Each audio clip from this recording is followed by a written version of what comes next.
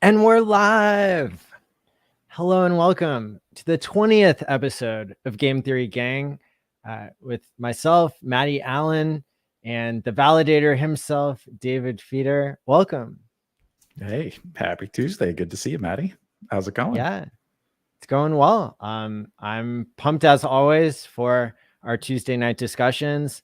I love that we have such an amazing audience at home who's already out there hitting the like and subscribe button. This channel got to 10,000 subs in the past week, so that was a huge honor. Congratulations on that. That's huge. Very nice. Thank you. Well, and it's not just any 10,000 people. These are people who care about longevity, mental health, crypto, HEX, delaying gratification, time locking, all the cool stuff, game theory, all the cool stuff we talk about. So that's a really, really important audience, and people who are very engaged. Our discussion with Jack Levin last week got over 5,500 views in a bear market on another Tuesday night, with the gang. So very cool. yeah, and that was a great discussion. That was a lot of fun. It's almost like having a new celebrity in town. So yeah, it was great to meet him. What a great guy. So I think the agenda for tonight, we have kind of somebody who may be joining us shortly, future us, who used to be a regular on the show and now could be joining us and doing us the honor of coming on and just we're going to be talking about relevant topics that everybody wants to hear about.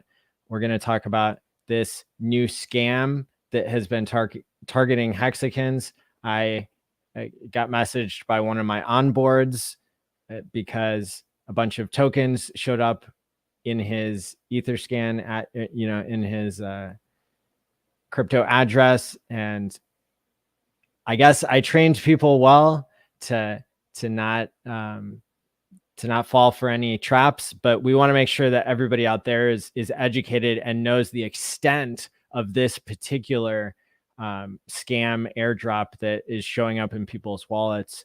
So that'll be something that we can talk about. The thing that people don't want to miss is claiming your Pulse Dogecoin, which has like 2 more days left on it.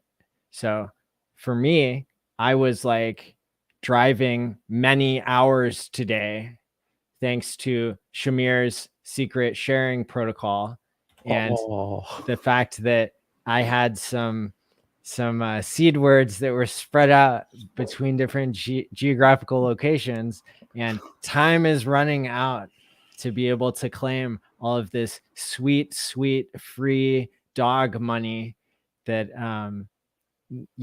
this token's done pretty well. And I know David and I have a little bit opposite views on the value of this, or maybe different strategies about holding and trading and making the most of it. So that'll be fun to talk about as well. But that's certainly like one of the high points that I want to just, I want to disclose. That's something we're going to talk about. Is to make sure everybody goes to pulsedogecoin.app and claims their free money in the next 2 days before the timer runs out. Yes. And then we go to deflation mode. Yep.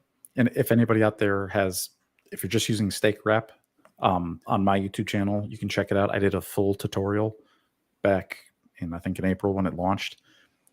That shows you how you can claim using the website, and you're going to use Gnosis Safe and how to connect it. So if you check out my channel, I've got a tutorial, so that way anybody from Staker app, you can claim. So enjoy. And I used your tutorial specifically. Thank you, David. And I posted it here on the community tab. So it's really easy. By the way, if anybody wants to see the important stuff that's happening here on YouTube, whenever I do an interview on anybody's channel, I post it on here now under the community tab so that we can keep track of it all. And then also like really, really super important videos from other creators. I'll put here. So David's video is one of those. And so I'm going to drop the link here in the description, because some of the first times that we've talked about this, claiming from Staker app for Pulse Dogecoin, we didn't have the solution yet.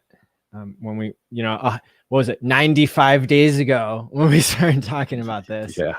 So I'm dropping the link in the chat here so that people can go. You should already be subscribed to David Feeder. You should already be checking all of his videos. But in case you didn't hear that he had the solution here, I followed the steps. The steps worked, and that's been super valuable for me and for my onboards. So thank you again, David.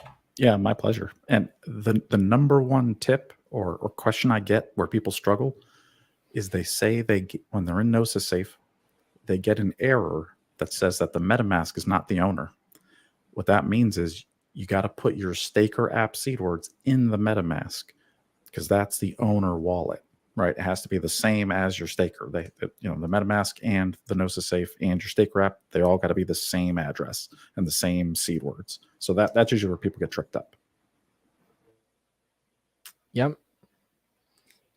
And follow the steps just as David does them. Don't skip ahead. Don't. The process is a little bit different than when you claim Hedron, or if you're getting your Hedron tokens out periodically. The Hedron there's more steps for that one, actually. Yeah, the Pulse Doge one's a little bit simpler. That one seemed to work nice and easy. But yeah, I mean, free coins, everybody, enjoy. Let's see if we have Future Us here. I've just added you to the stream, Future Us. Hello, is it working? Hey, it is. Yes. Is this thing on? It's on. Yeah, the audio won't be that great, but it's best I can do. Sounds good, and I love your icon there. I didn't always realize that it's deep. It has deep significance, because those are actually like sear marks that you'd see on a stake, right? And yeah, that's the source. The source, not the source code. Okay. The sauciness. Yeah. Source as in sauciness. We've got ketchup and Thousand Island and mustard, English mustard. Very good. Very good choices. Yep. I like When that ranch. And a burnt steak behind, which is the way I like it. Yep. That's right. Don't let it bleed out too much there. Don't get it too overcooked, And, for people who haven't been tuning in, for people who are new in the past year, the past 6 months or whatever, Future Us used to come on Quant Gang regularly, I would say, for about 3 months at least, and has always been a super valuable member of the community. Future Us has read every line of the code for HEX and created some different front ends, one of which is TShares.app that he and I worked on together. So that's really cool that we have people that are so smart and who understand HEX so well and are just along for the ride. Yes, sir. I'm here too. Yeah. Now there's a reaction video that you did to when Richard went on Twitter Spaces that I thought, like, you were saying everything I was thinking. And one of the points that you made was about the guy who kept saying, no computer scientist in the world would agree with you, Richard, that, well, he was making he kept saying that and then like saying something that was untrue. Like, Bitcoin isn't that complicated code, or Ethereum centralized. I can summarize. I had to delete Please. that video because I realized when I woke up the next morning that it contravened one or two of the terms and conditions for YouTube. The one about hate speech, for example, and using curse words and things like that. So I thought I forgot about all that. Censorship. Yeah, I mean, it was funny. I mean, it's like, yeah, I got a PhD and I've written code on Wall Street or for Wall Street. And I thought, yeah, those locks for the janitors on the basements, they do need updating. No, I mean, I don't know. I mean, he seemed like a perfectly nice chap who just doesn't have a full understanding of stuff, I guess. But he was, it was just delirious. Well, like one of the things was he was saying that he was arguing against the spaghetti code thing, and he was talking about the what do you call it? Oh, that thing that Bitcoin has had a couple of times. What's it called? The inflation bug. Yeah. Inflation bugs. The second one. Yeah. So he hadn't long ago said that, calling it spaghetti code is stupid. All software is complex and whatnot, which, there's a certain truth to that argument in very generalized terms. But then he went on to explain from the best he could recall of how that second bug got to be included. And it went something along the lines of, so we had this dependency, which is jargon for code that somebody else wrote, and we are including that in our main code base because it does some things that we don't want to write the code for because it's already been written, kind of a thing. It's a dependency. So the code that we're writing depends on some of that code, but usually that code isn't written by the same person who's using it. Although of course it can be. So there was this dependency in the past that was decided was no longer needed, so it was removed. And then some other thing was done, which included some other dependency, and then something else was done that needed some other dependency, but that dependency had a dependency on the dependency that was removed. So the dependency that was removed was added back, and that was ultimately what caused the bug. And I was like, oh, I get it. So it wasn't spaghetti. No, wait. It's like, yeah, right. I mean, come on. It's, yeah. It just, I mean, it's okay that it's spaghetti code. It is what it is, but and changing it and updating it's going to be extremely difficult for them. Yeah. That's why it takes 9 months to onboard a new dev, so they don't do something stupid. Was another yeah, that's okay because we don't want them doing anything stupid. And then I could rant on about this for ages. So one other thing so one other thing he was saying was that it takes 9 months to onboard someone so that they really get to know the code and Bitcoin Core. Unlike Ethereum, where anyone can just write code and submit it, and I was like, yeah, it's interesting though, isn't it? How the kind of community structure and the process is put into place, even though lots of people write code, or used to. There's only about 5 people now, willy-nilly for Ethereum. It's never had an inflation bug, and this other one that's had very skilled people that know a lot of deep knowledge about the code have managed to have 2 inflation bugs. So it's not that the code is spaghetti per se. It's that's the problem. It's that there's the organization around it from the beginning made it difficult. Fair enough, whatever. But nothing's been really done to improve that from an human organizational structural point of view, as far as I can tell. A lot of the code has been cleaned up, like nicely indented and refactored and whatnot. But it's this dependency upon dependency upon dependency type thing. Refactoring, that's a jargon way of saying that we tidied things up, basically. Well, the video that you took down that I had the honor of watching, it was extremely passionate. You started off by like doxing yourself as a part of the outrage that you were feeling towards computer programmers being misrepresented. You said, well, they gave here's their who I names. am. Yeah. Here's who I am. And here's my knowledge base, and you don't have to trust me, but here's kind of who I am. And I'm about, and you went through a ton of points that they had gotten, or that the Bitcoiners in particular had gotten wrong in their debate with Richard Hart, which that was like, that was missing. We didn't have anybody who knows computer science. And I mean, you were saying like that you were learning computer science before it was even taught in schools. Well, in universities, yeah. Ironically, the college or high school I was at had personal computers and that, and we were learning a bunch. But yeah, so I was getting really excited, and I was in what we call the sixth form, just 2 years before the second to last year before you move on to university.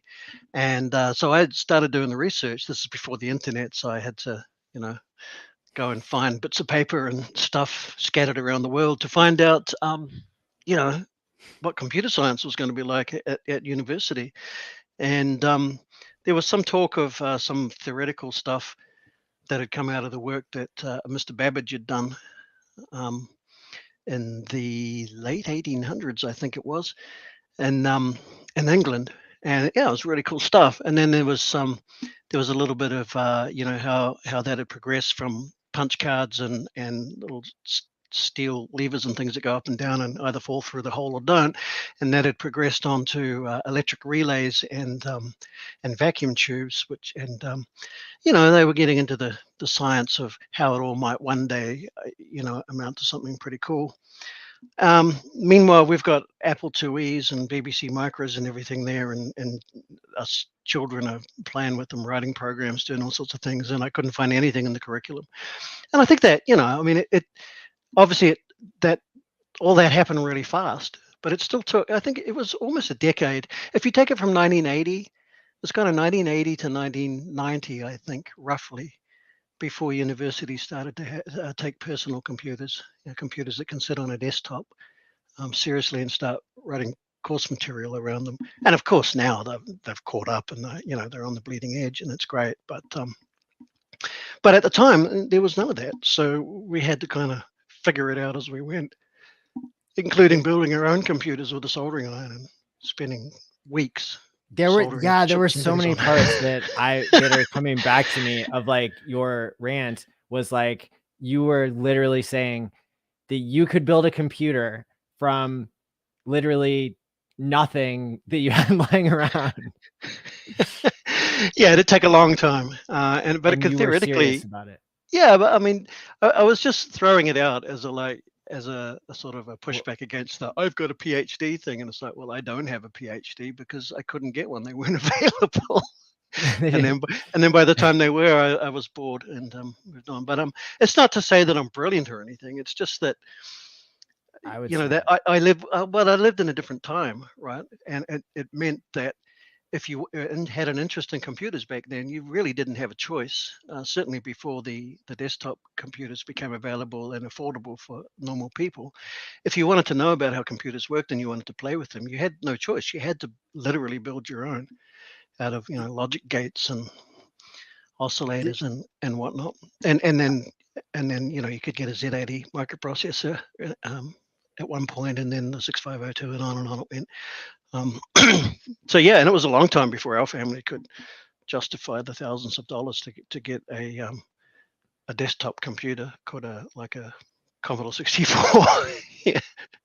So you just learn more. I have a more in-depth knowledge of it just because I was born then, and to try and suggest that someone needs to learn all that junk now to use a computer would be just madness. I mean, they're so complex now. But so it's just another really cool thing that you know about is I believe that you have built a hardware wallet from scratch. Defined from scratch. I took the Trezor 1, and which is open source and everything, and I built one of those, made the circuit board and programmed it and made a few changes, and then my code base ended up too big for the memory of the thing. So I asked, screw this, and bought some Model Ts. But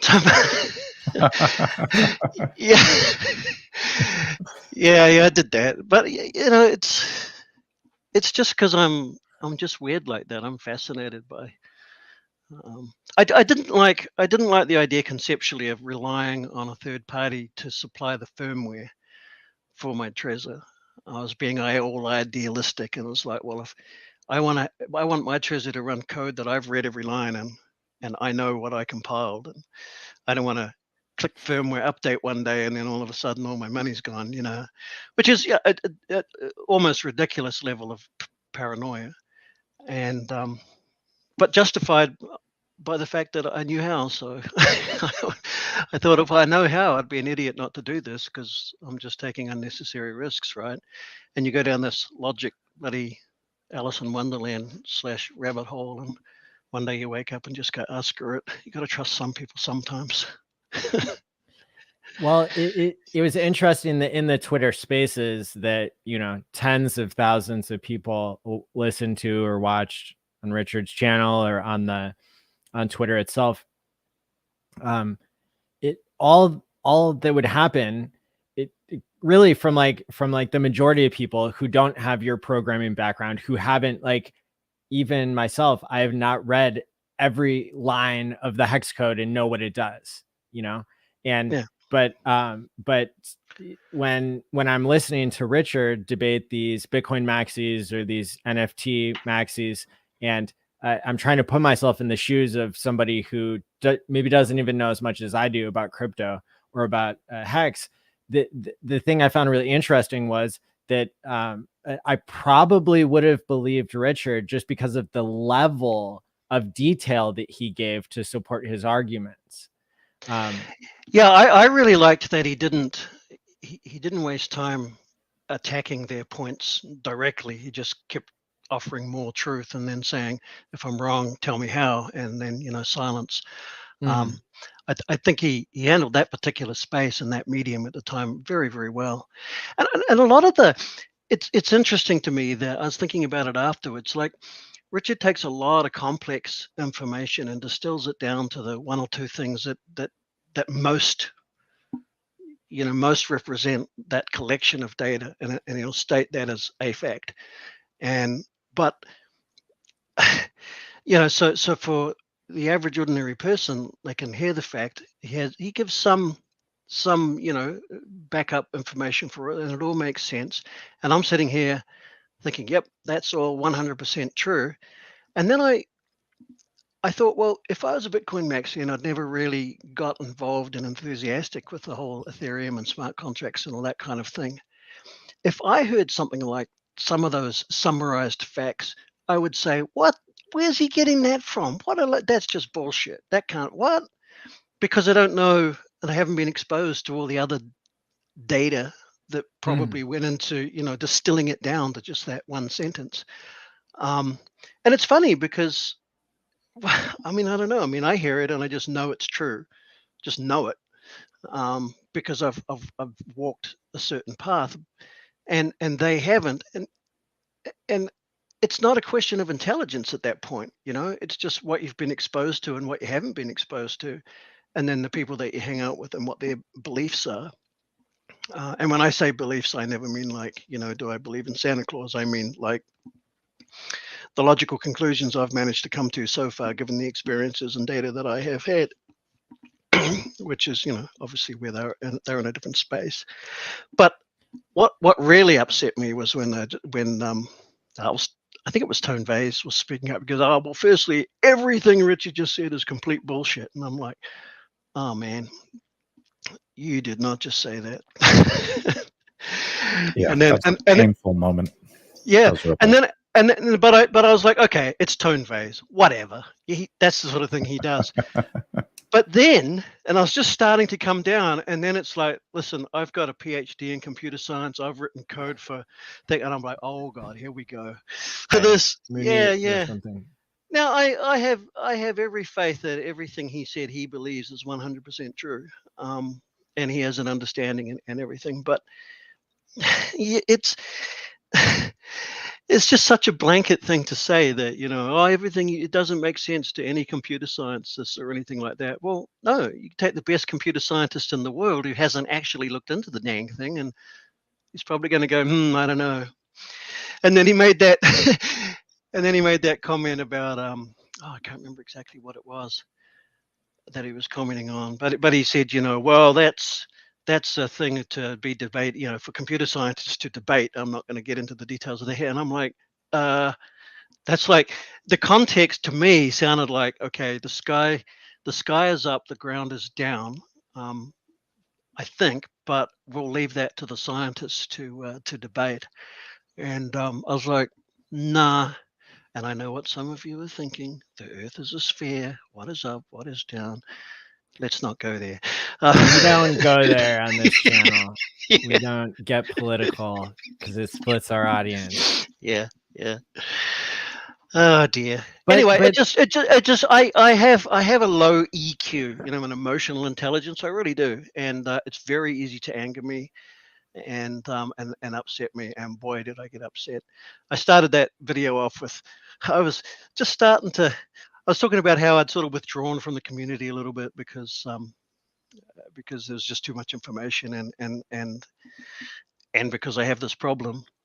And then I made the mistake, I said, of listening to that stream, and it kind of was a mistake, but oh well, been there, done that.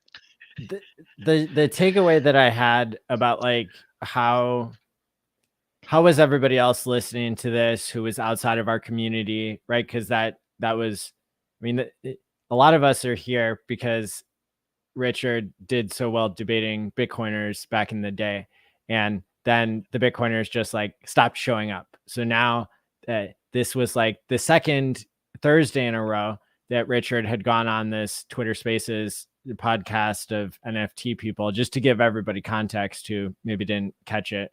So he had done like, I can't remember, less than an hour the first time, but this time we got like an hour and a half or 2 hours of content, I think. Yeah.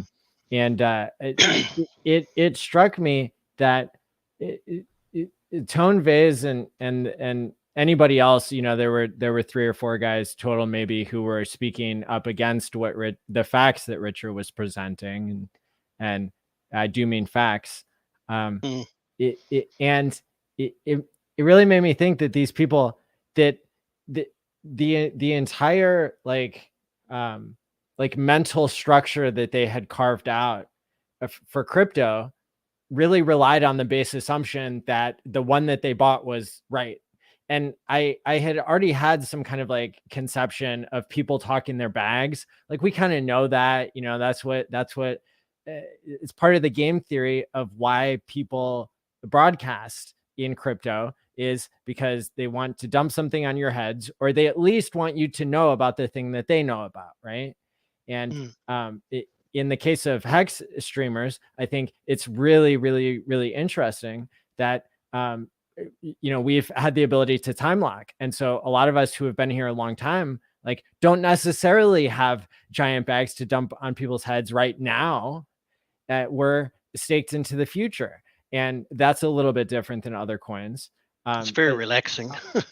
Yeah, I'll get into some other differences because I think that that's an interesting point. But just to wrap up this thread, like the certain Bitcoiners, they've nested like their whole information structure about crypto in the idea that Bitcoin is the best and it's never going to change, and it has become more like dogma, or more like kind of just like cultish, incantations and stuff, what their knowledge base is. And, I went to the Bitcoin conference this year. I really tried to understand where people are at. This was the largest crypto event in the history of Bitcoin, was in Miami this last year. And the majority of people there were not just into Bitcoin, but the organizers were orchestrating things very, very, very tightly and intentionally to push out anybody who didn't have the maxi narrative. And I'll give you an example, because I like had brunch with Ross Ulbricht's mom, and she was supposed to speak like she always does, and they cut her out of the program, and then it took like a 10-second clip of her and played it before some of the musical performances. But she got cut out because she did an NFT to try to raise money to get her son out of prison, who helped popularize Bitcoin in the first place. So that's the level of extreme that Bitcoiners are going to. But when I really try to understand, like what were those guys who were speaking in the Twitter spaces against Richard, what were they thinking, saying that what Richard said wasn't true? And all I can imagine is that they weren't even considering the possibility that they could be wrong about Bitcoin, or that any part of the Bitcoin doctrine could be wrong. Yeah, I think the major difference between the Bitcoin maxis and, well, I guess any maxi and the others is that, like, we've never said that Bitcoin is complete trash and it needs to die and go away.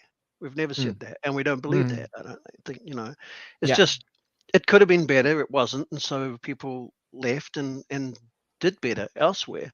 But of course, their approach is that everything else is evil and must die. So, and yeah, I mean, it's that. So you're not on an even playing field when you're trying to debate, and that's why I think Richard handles it so well, because he doesn't really debate them. He just states the facts for people to hear and then go do their own research, I guess. And I love how he's distilled so much of the truth, the complex technical truth, down to a few succinct sentences. It's really good. Oh yeah. There was like another comment that I found really interesting that you made on the debate, and it was something like, you've read the Bitcoin code. I've looked at it, yeah, a long time ago. It has tidied up a lot, but it's still all this dependency issue. Sorry, carry on. Yeah, you had some insights that like Satoshi couldn't have been that good of a programmer, because when you were teaching yourself, you would have written the Bitcoin code that way 10 years before. Well, Bitcoin was written that way. It just, the coding. What can you tell us about Satoshi based on the observations you made about kind of surrounding the spaghetti code point? Well, I mean, there's a lot to unpack there, but the main qualifying thing would be that, Satoshi, nobody had time to go back and write all the technology that's used in Bitcoin Core from scratch, right? Standing on the shoulders of giants, we say. So obviously he was pulling in, other code bases and things that other cryptography people and whatnot had written, and that's perfectly normal, and it's perfectly okay. The coding style looked to me, not the function of the code, but just the way it was, physically laid out and written, and the choice of words and all that. It looked to me as somebody who must have been probably at least my age, seemed to have some kind of academic qualifications, but I don't think that included a formal contemporary modern sort of education in how coding is done at the time that code was written, i.e. it looked like someone who was kind of self-taught like me. And I don't know if that's a good thing or a bad thing. I mean, if you compare that to something like, dare I say it, Cardano, written in Ada, I mean, that's the other end of the spectrum from a technical point of view. But like Richard said, it's not the language so much, or even how you do your syntax layout and indents and all that. It's the design decisions you make. And Satoshi was on a mission to prove a concept. I mean, no one even believed him when he was writing most of that code, that he'd solved this problem. And so he was kind of forced to have to write the code to get people interested enough to then, take over and carry on from there. And it just so happened that Bitcoin found a dollar value in the marketplace sort of before he had the opportunity or chance or whatever to, he probably, if he was around, he'd probably sort of maybe think, wouldn't it be good if I could just go back and with all these other people helping and do some modern code practice and sort of rewrite it. And that the time for doing that's see, that can't really be done now, in a way, because there are and there have been historical bugs that ended up in data being placed in the blockchain in certain ways, and you have to maintain those bugs if you want to resync the chain. On a new server, you can't just, if you rewrote all the code to do exactly what it's supposed to do as we believe it today with none of the bugs, it's my belief that you wouldn't actually be able to sync the chain, because you need some of those bugs so that the stuff works out properly in blocks from way gone back. And that's true of Ethereum too. I'm pretty sure. Actually, David, you must have had something to do with this, because I heard Richard say something about they were having difficulty at some point with the PulseChain chain sync with the archive nodes. It got up to a certain block and then wouldn't go any further, and they had to delve into the code to find out what was going on, and it was one of these sorts of issues, I think. So yeah, I mean, it just can't be fixed now, basically. It's just, that's what I'm saying. Yeah. I didn't run an actual archive node. Thankfully, the validators themselves are just regular full nodes. They don't have to have all the state and everything. But yeah, even for us, I mean, there were validator slashing issues in the beginning of the PulseChain testnet last year, where even if you were offline, it wasn't slashing correctly, and there was rotation issues, and so definitely even PulseChains had to go through some updates and revisions and bugs.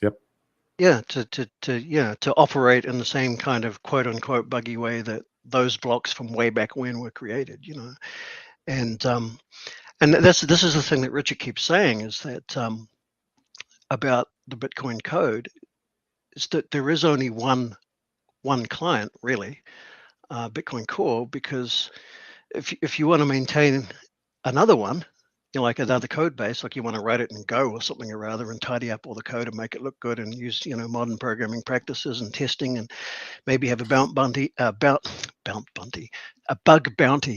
and all that stuff, it's just too hard, because you have to keep your brand new, tidy, pristine, contemporary code bug compatible with Bitcoin Core as it exists today.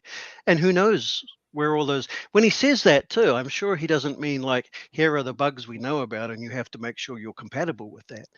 There's all kinds of quote unquote bugs or shortcuts or things that aren't quite the way we would ideally do them these days, that are in there that haven't really been discovered, or they've been seen, but we don't really know what the negative or positive effects of having done that weird thing that we see in the code is, but we dare not bloody change it because we don't know. It's too complex, right? And this is the spaghetti code thing. Really? Every things depend on things that depend on other things, and there's no segregation between, it's just like if you're writing some of the consensus code and you need a function to do something, you look at a library, oh, here's a library that has that function, I'll bring that in as a dependency and use that one function, and that's normal. That's perfectly normal when you're writing, software, as Mr. PhD said. But it's not the ideal method of operating when you're writing a base layer for a multi-billion-dollar currency thing. You really want to get that consensus code in its own line for line, its own thing. All of it, every line of it is its own thing, and only ever gets worked on in the context of managing consensus. And other stuff like generating BIP39 based addresses and all that kind of thing, that's outside the consensus layer, and who cares? We'll use whatever code we want for that and play around with it. It's no big deal for the most part. Well, I guess it could be a big deal, that one bad example, but yeah, I mean, that's what he means by spaghetti code. The code nowadays, the Bitcoin Core code, is well formatted. The internal documentation's not too bad. It's just that it relies on so many different parts that came before it, and there's no design spec. It was cobbled together as and when to prove a point, to as a proof of concept. And no one ever sort of said, okay, this looks like this is actually going to work now. Let's go back and sort of start again. It didn't work that way. So, and that's what Mr. Cardano is all about. That's not his name, of course, but and writing formalized peer-reviewed code in Ada, which is a functional. I won't get into details, but I mean, it's a programming language that was designed for military. When you need to write code that you absolutely know from a mathematical standpoint is going to do what you want it to do, for nuclear missile guidance and things like that. They kind of thought that was kind of important, and and all credit to them, whatever. But markets don't work that way. Markets seldom give a damn what's under the hood. It's just like, if it goes fast and looks great and the girls like it, I'll have that one. And that's how why do you the guys world works. think it is, or maybe you have some examples, or can bring clarity to, like, so why is it that every other cryptocurrency hasn't figured out the things that we figured out in HEX? I'll give a couple examples of things that we've figured out in HEX that are on my mind. One, the modularity of the code. Now, maybe some cryptos did figure that out, but maybe we've already covered it with Bitcoin not figuring it out because it was like, a proof of concept, and then, too late now to fix it, versus, even just the idea that time locking is so valuable, that's the kind of the underlying substrate of store of value is locking in your money. Why hasn't anybody else figured it out? Why hasn't Charles Hoskinson figured it out? Why hasn't I don't know, whoever's running Bitcoin? I think it's because they're coming at it from a computer science, mathematician, idealist, how can we do this the right way, best way, technically, point of view.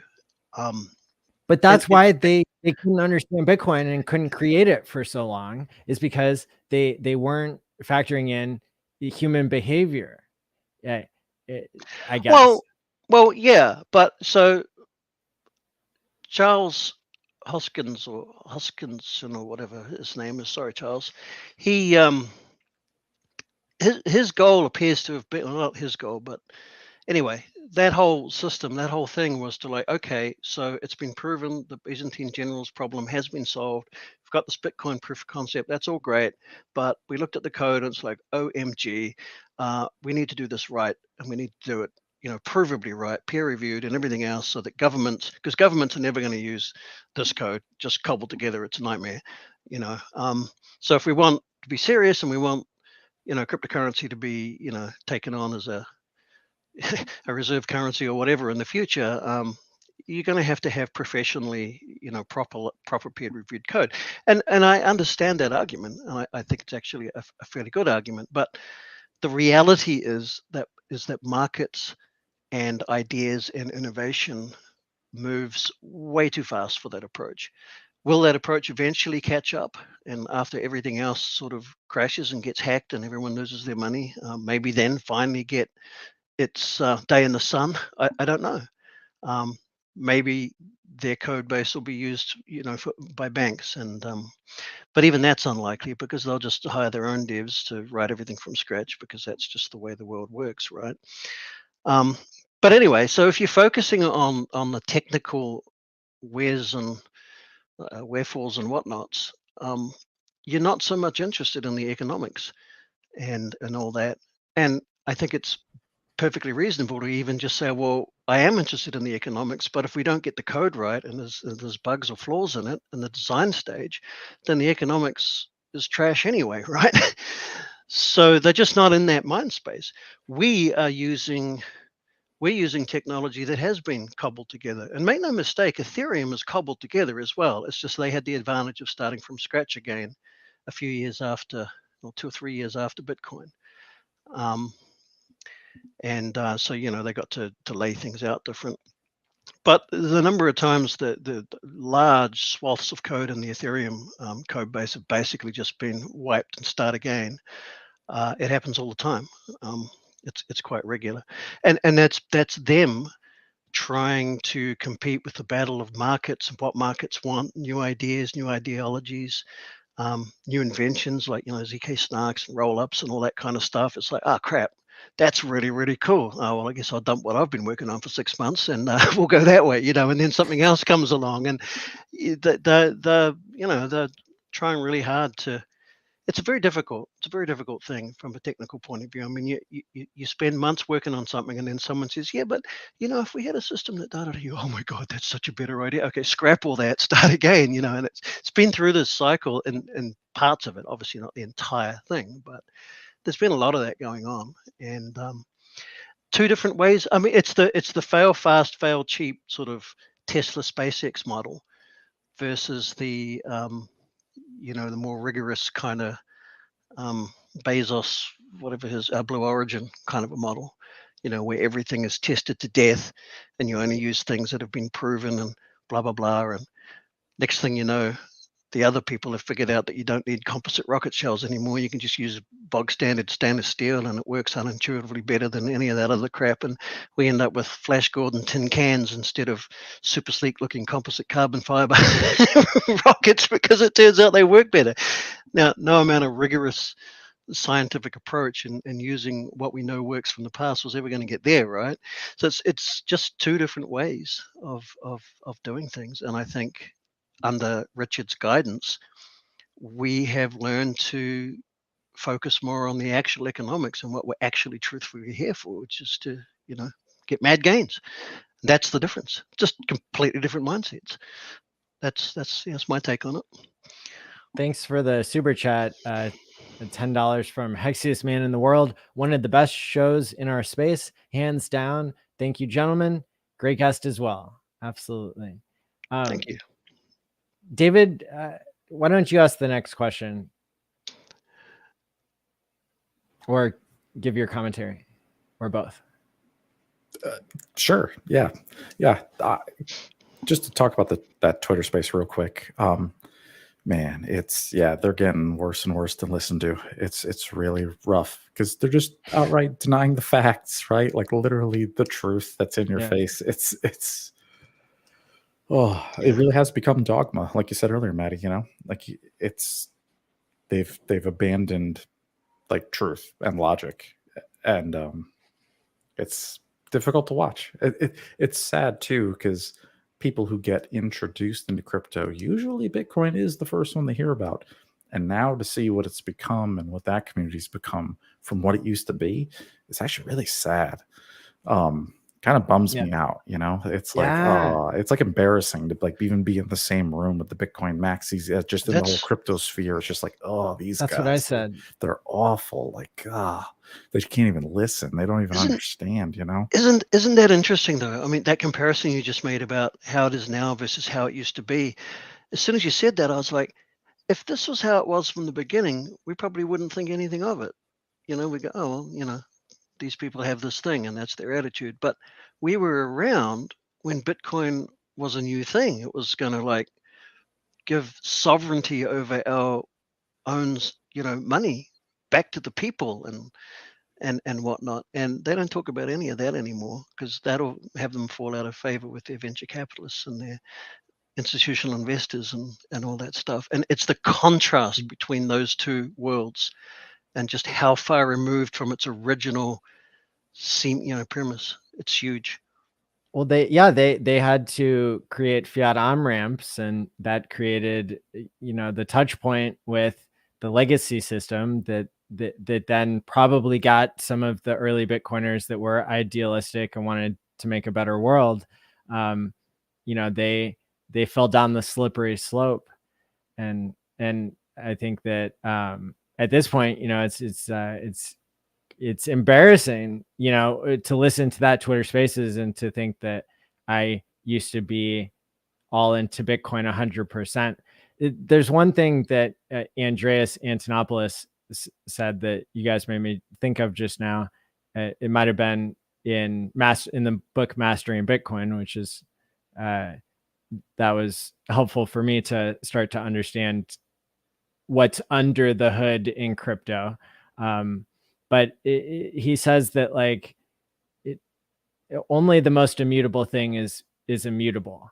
That there's this absolute principle to immutability, the way that he defines it. And I find that really interesting because he kind of equates that with, well, it's the chain behavior of Bitcoin, and Bitcoin, how do we know which version of Bitcoin is the real one versus when it splits off and has orphan blocks, and if has a fork in the community, and then there's Bitcoin Cash and Bitcoin SV and Bitcoin, like, how do we know the real Bitcoin? And I'm not sure that he says in the book that, like Richard says, and we know is probably true, is that it all comes down to consensus, social consensus in the end.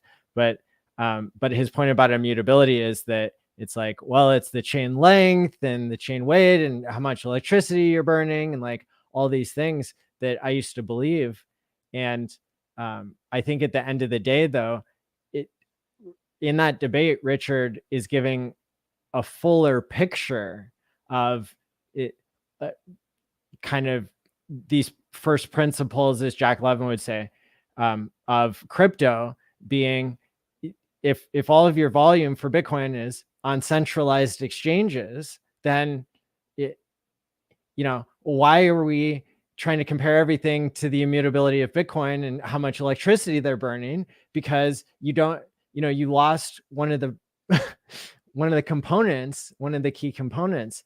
And so that's a good example of how it and then the spaghetti code issue, and HEX having the majority of its volume on decentralized exchanges that are all on chain. So the length of everything is, the majority of trades, they are on chain, transparent. I find it really interesting that also the element of HEX being, what would you call it? I just had the word. It's not compartmentalized, but it's a software term. Oh, well, you could use the word compartmentalized, basically, for the code. Like it's like abstracted. And what's interesting about like the Andreas's book is back then, the blockchain itself, the actual chain of all the blocks, sure, that was what they had for mutability. But the Bitcoin core software itself is open source and can be changed. Modular. Yep, there you go. So HEX, and really this is an ERC20 smart contract feature to have true immutability in the consensus mechanism, in the actual smart contract. That's really part of HEX's secret sauce that makes it why it's so special, why it's so awesome. Is it was one of the first ERC20 tokens, to my knowledge, that is locked, immutable. The rules can't be changed. No admin key. Yeah, because with Bitcoin, Peter Woolley and the Bitcoin core devs, if they wanted to, they could do a BIP to increase the number of Bitcoin from 21 million to whatever they want. And if the miners accepted those flags and started mining those blocks, they could literally change that. Whereas in HEX, you cannot change the inflation. So, Richard can't. Nobody can. It might be more like it might be something that Bitcoiners could swallow better if we changed our language just a little bit from what David said, which is how I always talk about it.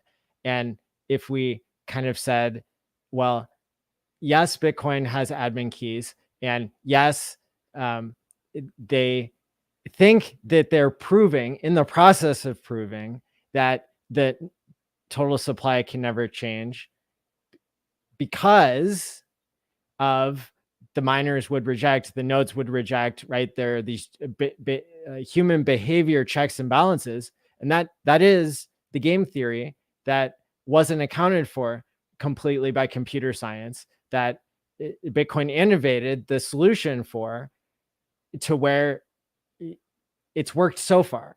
So are we able to articulate like how, I guess, we can state all of this in a way that is completely accurate in the sense that how do we, because if Bitcoiners were in that debate with Richard, and Richard was making all these good points about the code in HEX is modular, and so you're not exposing the part of the code that says how many coins can exist.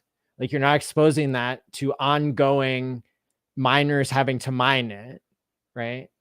But maybe a Bitcoiner would say, well, our system has worked for a longer period of time, and that's part of the thing that you can't really capture with computer science that you can with psychology and game theory, is that there would be ways for the humans running the Bitcoin system to enforce the 21 million cap.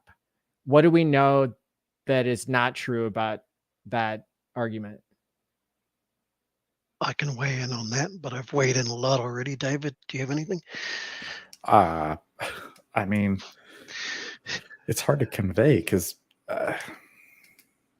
it's just like a fundamental truth, right? It's like it would be very hard to change the Bitcoin total supply from anything other than 21 million. You would hit a lot of social struggle. The devs wouldn't do it, the miners won't do it, but in HEX, it's literally impossible. It cannot be done. It doesn't matter what you do. It's not even an option on the table. It's like night and day. You would. So, but what would the difference be? That you'd have to go to the miners and say, stop pointing to that 2019 smart contract for what defines HEX and point to something else? Well, no. I mean, the best you can do is just fork it and airdrop and change it and just copy paste. Like, it even happened. This happened to Hedron, as an example. Is Alex made the Hedron contract and then realized there was like an error or a bug. I forget what it was. It was something dumb, and then literally redeployed another one because he couldn't delete the original no matter what. It was unstoppable. I didn't know that. So he literally had to point the Hedron website to the second version of the smart contract and abandon the first because he literally can't kill it. It's literally impossible. So that's something Bitcoin doesn't have. It is possible and will always be and cannot be immutable. Correct. When I heard you talking about that stuff, Maddie, and I was thinking, I think we're asking the wrong question. From my point of view, we wouldn't even be talking about Bitcoin if they weren't attacking us. Why are we even bothering to defend? I mean, okay, I get it. People's first sort of foray into crypto is often through the word Bitcoin.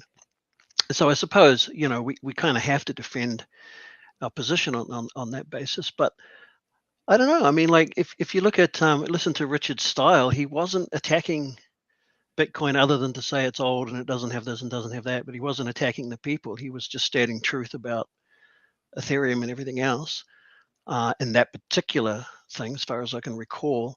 And I think that's a good model for us to get to the meat of your question, Maddie, is to just try to talk about the positive things about the progress that's been made, and try to stop comparing it to. Just don't even use the word Bitcoin. Legacy chains, and that may be better marketing advice and better onboarding advice, etc. It's just annoying, though. It's annoying having to re-explain the same stuff over and over and over again when it's ancient history to those in the know, But I am still super curious, like, if we can maybe recount and expand upon Richard's point of what would happen if the devs that work for Bitcoin, that push out the software updates that happen regularly, like, I don't know, monthly, more than yearly, the Bitcoin client gets updated. I suffered through an entire summer of trying to teach myself how to run a Bitcoin node. So I know that I, quote unquote, had to double click an exe file. Essentially, I'm on a Mac, so that's a little different, but so I had to run the Bitcoin client, and the Bitcoin client that is in mastering Bitcoin is not the same one that's current. And so that was confusing. And it was like, okay, so I know that there's updates that they push out from time to time, and they could put something in that update that at least the nodes would run, because the nodes aren't because the 30,000 or whatever Bitcoin nodes are not all reading. They're not all looking into the code to see that certain things weren't changed. And maybe they have like, certain like hash checkers and different methods, maybe, but at some level, how do the miners stop? Like how certain is it that the miners wouldn't stop a supply cap change? Like, there's no certainty. There's one of two things have to happen. Either three things. They either all agree, or they don't agree, or the chain splits, like Ethereum and Ethereum Classic, or Bitcoin Cash and Bitcoin, or whatever. A disagreement. I mean, Bitcoin Cash only exists because they had to change, in order to get things the way they wanted them. They had to change some of the code, which the miners would have to agree to run, and a lot of them didn't, and so there was a chain split. And that's how it works. It's just democratic, and you don't know how the voters are going to vote necessarily. And then the social consensus lays on top of that as a kind of a what's the word? As a sort of a lobbying function almost, to lobby for code changes and whatnot. And another way to look at it would be, well, what would happen is what has happened. You got Bitcoin Cash, Bitcoin SV, Ethereum, Link, Cardano. That's what happened, because people did want to change the code. Some people wanted to completely rewrite the code, and they just went ahead and did it. And now we have all these other chains. So that's probably the ultimate answer. I mean, that's what happens. Yeah. So this idea that Bitcoin can't be changed or whatever is just mute and stupid, because, well, what are these other freaking 1,000 chains and coins and tokens and everything if you can't change it? Looks like we have many times. Completely redesigned it from the ground up, for God's sake. Just doesn't have the name Bitcoin because you all didn't want us to have it. So would it be accurate to say that HEX can't be changed, or does this go back to the idea that we should just call whatever is the most immutable thing immutable, and everything else is spaghetti or dressing? It really comes down to the game theory layer. Like, from a strictly computer science point of view, everything can be changed. It's just ones and zeros, right? I can just go in there and flip that 0 to a 1. I changed it. What the heck are you going to do about it? But it's the game theory that lies on top of all of that, and the human nature, and the will it be accepted, will it not be accepted? And it used to be thought that there was a blockchain. It was called Bitcoin, and we will all vote on changes to it or not, and it will be democratically kind of like designed and updated or not updated in such a fashion. And the context that Andreas's book was written in was in those times where there was a blockchain. But then there was another blockchain, like a completely different, well, it split off, right, in the form of Bitcoin Cash, or I think Litecoin came first, didn't it? And then so the consensus did what humanity's always done. If enough people disagree with enough other people that won't change, then we go and split off and create, a new club, a new church, a new country, a new whatever. But Andreas's book wasn't written with that context in mind, I don't think. It was more idealistic about, how should blockchain be done, and how should this game theory be wrapped up in the best possible way. I don't remember him.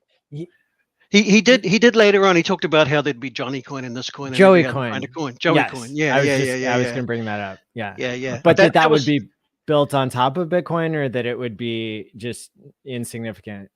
Well, no, he had the understanding that the technology was the technology, and it didn't have to really be Bitcoin. It could be any other kind of chain or whatever. And in fact, he put the code there. Here's how you write your own blockchain, sort of thing, in Python, I think it was. I didn't actually. I just skimmed through the book. But when it comes to the social consensus thing, when he talks about that, he talks about, trustless, borderless, what are the 3 or 4 things he says? Trustless, borderless, censorship resistant, something or other else. Permissionless. Permissionless, yeah. He says if it doesn't have that stuff, then it's not blockchain. Then it's not Bitcoin. And he at one point was defining Bitcoin as whatever fits that profile the best. No, well, he used the word blockchain to my memory. He's like, because he was talking about, how banks are going to do, they're hiring programmers to do their own blockchain and all that. But he called it bourgeois. He's like, boring. If it's not trustless, borderless, et cetera, then that's not what this technology is. It's just a big, slow, stupid database controlled by central parties who can change anything anytime they want, which is, all true. And he was a very big proponent, and probably still is to a large degree, I guess, with Bitcoin. In fact, he's kind of been poisoned by the Kool-Aid, I would say, on account of how he makes his living these days. But anyway, besides that, he was very interested, as we all were, to put the best ideas forward and keep Bitcoin on the track that no one really knows if what we wanted Bitcoin to be, like we, the community at large, is really what Satoshi wanted. Like when, was it XRP or something or other? One of Satoshi's last posts were like, well, at least they're doing something useful with it, when they were talking about, getting banks involved and stuff like that. And that was one of his last posts, apparently. I haven't personally seen it, but that's part of the known history. So he was, somewhat frustrated with the lack of, progress or something in Bitcoin, even way back when it was still making progress. He's obviously, he was alluding to some bigger, grander picture that he had in his mind, that, we don't know what that is, of course. We've only ever been able to infer it and take it on board as an ideal. And but yeah, so I mean, the idea that there can only be one blockchain died a long time ago, and never made any sense, because when you look back through history and anything that's ever existed that involves game theory, whether it be the structure of atoms in the universe or human psychology, there's never ever been, and probably never ever will be, one thing. Scientists aren't even that sure that there ever really was a singularity. Maybe it got close, but then reversed and expanded out the other way, So it's yeah. You mean a Big Bang? Yeah, like it didn't start from zero necessarily. That's a misnomer. I mean, to add on to this, like, deep dive into game theory, I think that the fact that HEX allows people to time lock, like, creates incentives for people to defend the consensus in a much different and more comprehensive way than Bitcoin does. Because if you don't like what's happening in Bitcoin, you could just sell your coins because they're all liquid and go be Roger Ver. Yeah, well, there's two different games you're talking about, though. We should try not to conflate the two. Like the game theory we were previously talking about is, how is the consensus done? How are the coins secured? And are they ever going to, change that? That's one game. The HEX contract is a game within a game within a game. Or you could say Ethereum is like, I don't know, like American football. Say Bitcoin's American football, and no particular order, and then Ethereum came along and it's sort of still football, but it's different rules or whatever, a slightly different game, and it gets a name like, God, dare I say, soccer? I don't think there's much comparison, but cricket, one-day cricket versus test matches and things like that. There's different premises and everything, basically the same rules, but they are different games. And then Ethereum came along and had similar goals, but changed some of the rules. Most importantly, initially, to try to get rid of ASIC miners and re-democratize mining so that ordinary people could do it again. You didn't have to. Right. Yeah, that was one of the very first thing that they nailed down. Yeah, right. And so same game, blockchain, consensus, immutability, but different rules on how we get there. And then HEX is a smart contract that basically emerged. Like the ERC20 thing was not something that Vitalik and the core Ethereum people sat down and designed, unless by coincidence. It happened to be the same people I don't know. ERC20 simply means a contract that supplies 3 or 4 functions. Like there's got to be a transfer, approve, a balance of, and something else I can't remember off the top of my head. Those functions have to be present, and they have to do the following things. And so long as those functions are there, you can call it an ERC20. That's the standard. But in an ERC 721, it's not like it's just if you write some code, you can write it to do whatever you want, but it's got to have these specific functions so that exchanges and that don't have to write different code to communicate with every different smart contract that everybody writes. It's just a suggestion, really. When you write a letter, you put your address at the top, the date under that, the dear somebody or rather, and then you sign. It's a convention. And if everybody complies, then the post office can work properly, right? That's what it is. It's not a technology in and of itself. It's just every letter in the post looks different, though, right? Yeah, they all follow the same format. But there's a basic format that everyone can follow. Yeah. So then, you know where to find the address of where it's going to. To look in the top right corner for the postage, and and that's what an ERC20 specification is as a standard. It's not anything special in terms of Ethereum itself. It's just how you write the smart contract code, and all the smart contracts are ultimately written in the same code that runs the EVM. It's not a separate technology within Ethereum. It's just a way of doing things, and HEX is one of those. So I want to make sure that that you're sure that I'm conflating things. And you can tell me how, because what I see is that it's the humans in the end who decide that Bitcoin has value, and this is the chain we're honoring. Like it's Bitcoin Core is the flavor currently.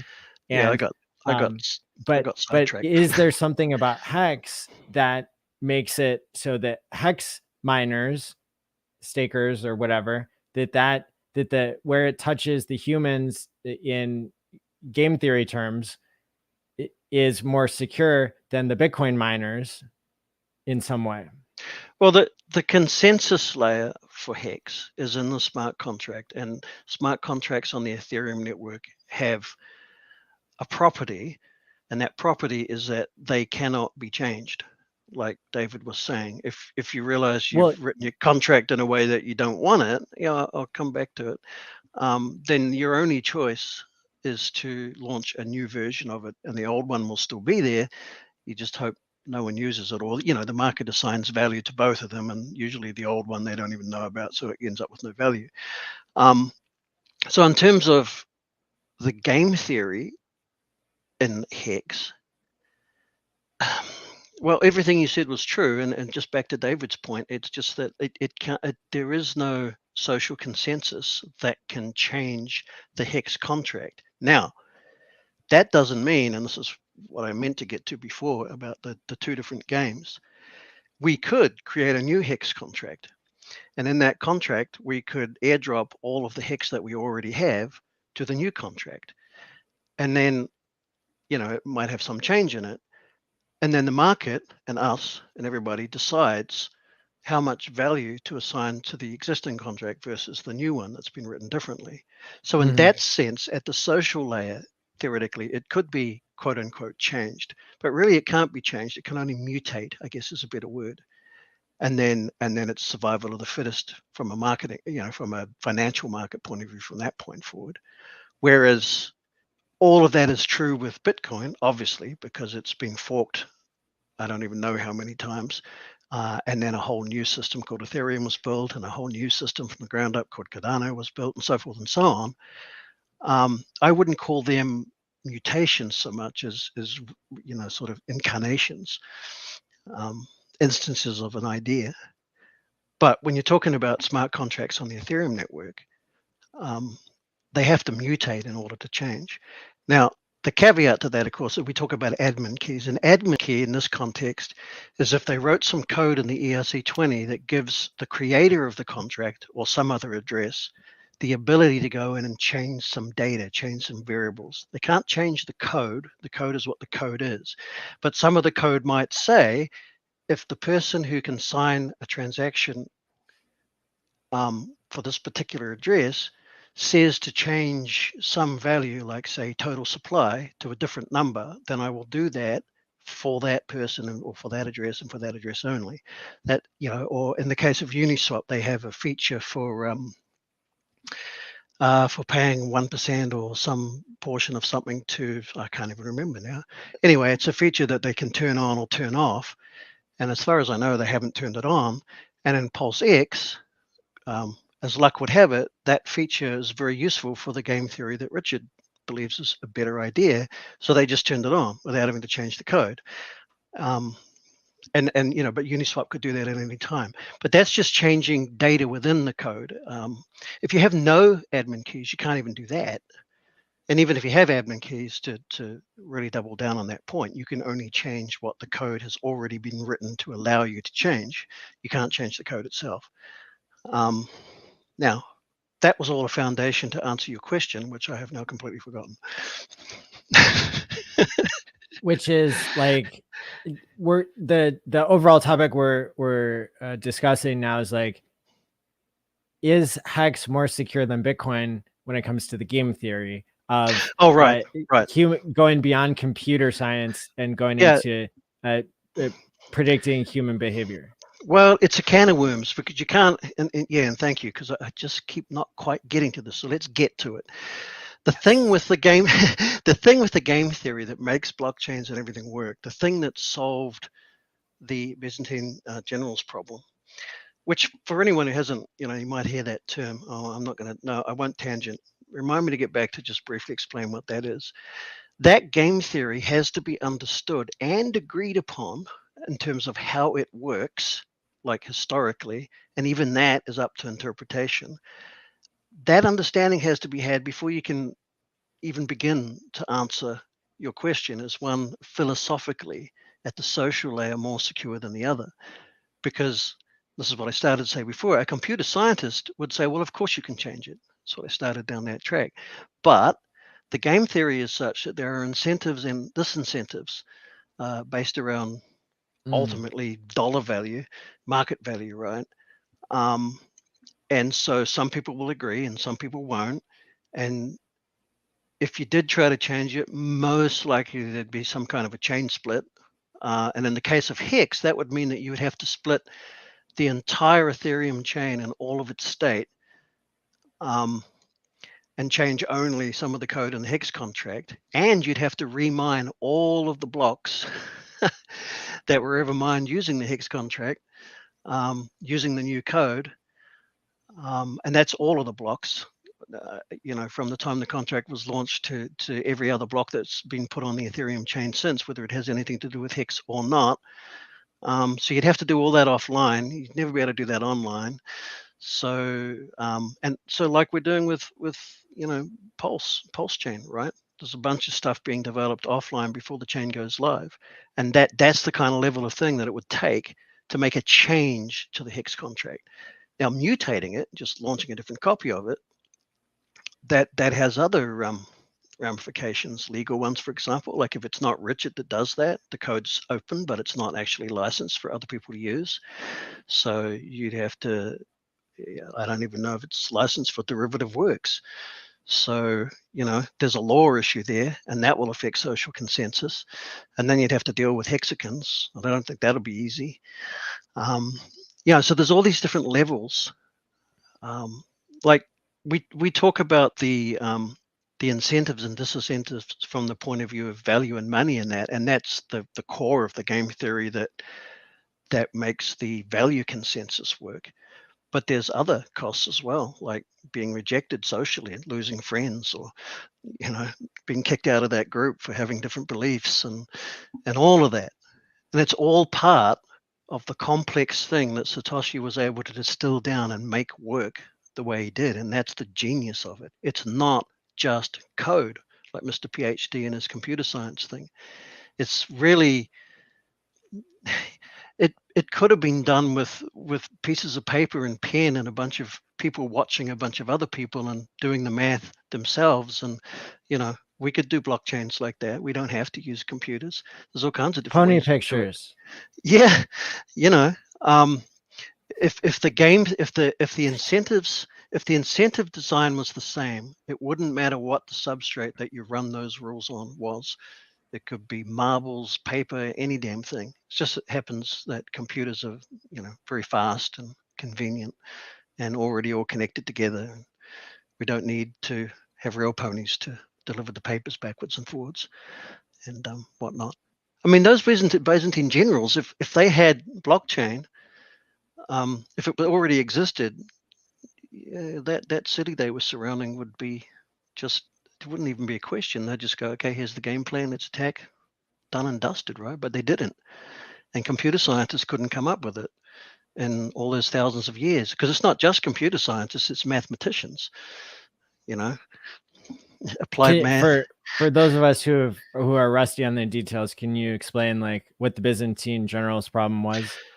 All right. So it's so the idea is that you've got the city, and it's surrounded by enemies, but they're all enemies of each other as well. They're not necessarily trusted allies. Sounds like Twitter Spaces. Yeah, but we're pretty sure that we all want the same thing, and that's to get rid of this horrible city, right? But the city is large, and maybe there's rivers and things and cliff, ravines that you can't cross in that, and you need to get a message to the other armies to decide, if they want to do what you want to do and what the game plan is going to be. But the only way of getting a message is to send a messenger through the city. So now you have a problem. How do you know that the messenger that went through the city got to the other side? How do you know that the army that received the message actually received it from the messenger you actually sent? How do you, all the problems you can imagine that might happen? Maybe the messenger himself changed the message. Maybe he accidentally dropped the stone that it was carved on and it smashed, and he carved another one to the best of his memory and it wasn't quite right. There's just, how can you trust that the message you sent is the message that actually got there? And so the Byzantine generals are the generals of the various different armies.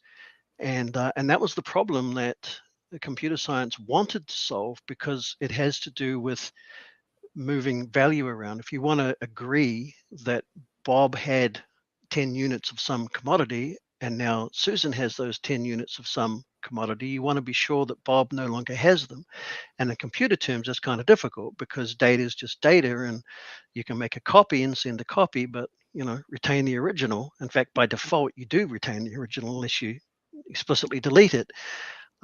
So how do you get money transfer basically done in pure code without having to have organizations with guns and bombs and concrete and steel that you trust to make sure the math doesn't get tampered with, right? So that was the Byzantine general's problem. It was a big deal. It wasn't just a little thing, but it had been practically given up on by most people because it has no solution.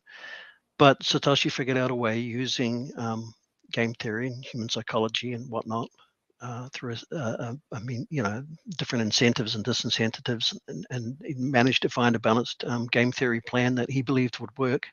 No one believed it would, so he had to write a bunch of code that he probably would have rather not, would be my guess. He was trying to get the idea there so all the other boffins and mathematicians and programmers could take it up and run with it, but they didn't sort of believe him. Nah, don't believe you, it's not going to work. So he sort of had to write the code to get the proof of concept. And so, big thanks goes out to that, because that was a lot of work for one guy to do in the early days, And the solution was that if you broadcast publicly the ledger, then that wasn't, you incentivize people. That's only part to of it. Make sure it wasn't changed. That's only part of it. That had been coins. That had been done before, actually, by one of the founding fathers in the States. He had a system like that where they maintained. Really? Yeah, apparently they maintained 3 or 4 copies of some ledger and had horses deliver them backwards and forwards at the end of each day or week or something or other. And you can imagine it got out of hand. And I don't know the details of the history, but I believe it was one of the founding fathers. And I'm not from the US, so I'm very sketchy on that. But the idea of having multiple ledgers that, it's basically a vote, isn't it? Like there's 5 copies of the ledger. and all 5 ledgers have to match, otherwise something's gone wrong. And then, every day or every week, everybody sends all their copies to all the other people. And then you check and make sure that your copy is the same as their copy, the same as their copy, the same as them. If it's not, whichever one's different, you've agreed in advance that you're allowed to go and steal all their wives or something. That's the game theory. So that had been done before in the real world, more than once. So that's only part of it too. There's more to it than even that. Like, how do you incentivize these people to keep doing that arduous, annoying work? Well, you can get a computer to do it, so there's part of that solution, and the whole thing comes together as a living system. There's no single part in the game theory design of the way blockchains, the Antonopoulos version of a blockchain. You can't take any part of it out and have it still work. Really, you can make changes like proof of stake versus proof of work and stuff like that, and you can see how that goes. But no one knew for sure that the blockchains as we know them, that Satoshi's invention would work or would not work. It was always debatable until it did work. And it had to do that and keep doing that, securing billions of dollars for a long time. And still, the vast majority of the planet doesn't trust it, doesn't believe it. It's all a scam. It's going to zero. It's still proving itself because there is no, you can't write the math out to say this equals this, which equals this, and therefore this will work. You just can't. That's the genius of it, is the understanding of human psychology and the way markets work and all that, and taking advantage of that and piecing it together in such a way that it's huge. It can't be understated, I don't think, just what an incredible invention it is. I think after it, trying to learn everything I could about crypto every day for like 6 years, it was probably 5 years in at least, and listening to Richard and yourself and others, for me to really understand proof of work as a form of proof of stake. And so the thinking behind this goes that people like Jack Levin in 2011 and 2012 who wanted to mine Bitcoin, even when or Richard, when you could mine Bitcoin from just your own powerful personal computer, that you had to first, take on the burden of burning the electricity that is valuable, that that's you're staking your electricity bill. You're first putting up money, and now you have an incentive to try to get back more than you put in. And that's part of the fact that you're being paid in the currency that you're being paid in the currency you're securing, or that you're trying to tell the truth about, or you're trying to prove that it's trustworthy, all the transactions that you're validating. That's kind of interesting, isn't it? It is, but for me, for very different reasons. The reason it's interesting to me is that actually was never part of Satoshi's design. Satoshi's original blockchain, you ran an EXE on any kind of computer, didn't need any real processing power at all, because you weren't really I mean, it was the difficulty level thing was part of it, for sure. But the difficulty would only go up if some mad person, to unmanageable heights, if someone was mad enough to, fill a warehouse full of computers more than anyone else was prepared to fill a warehouse, But you just ran it on a normal computer, and it was, a background task that just ticked away, not using hardly any CPU at all.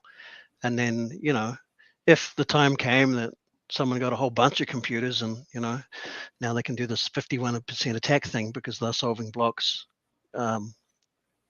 solving the so-called math problem that isn't really a problem. It's just a brute force thing. If they can do it faster than you and regularly enough, then they can write whatever blocks they want. So there had to be this difficulty level thing, so that when that happened, everything adjusts and it gets harder.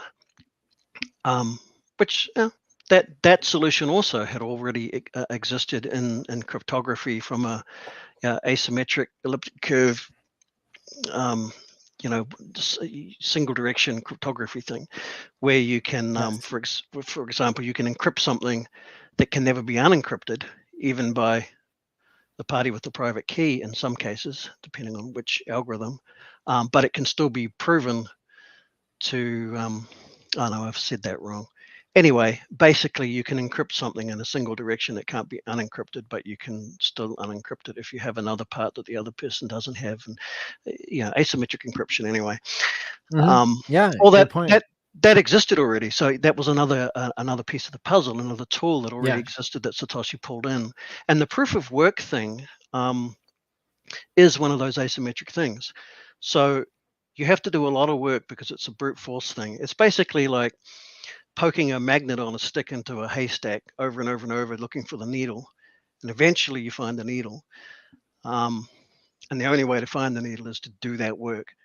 But once you have the needle, it's very easy for anyone else to look and go, oh yeah, he found the needle, there it is. That doesn't take any computational power at all. And that's the asymmetry of the whole thing. And that's why blockchains work. That's why you can have lots and lots of nodes, and they can say, yes, we can see that you found the needle. So this block is valid, but they don't have to go and find the needle themselves to verify where exactly in the haystack it was. It doesn't matter. People can validate the validators easily. Yeah. So the validation to prove to make the block and to write it into stone takes computational time and work in the proof of work model, but you can validate that the validator did it honestly very, very quickly. Oh yeah, I see the needle, therefore. It's not a perfect analogy. Obviously, you could get another needle, but but then proof of stake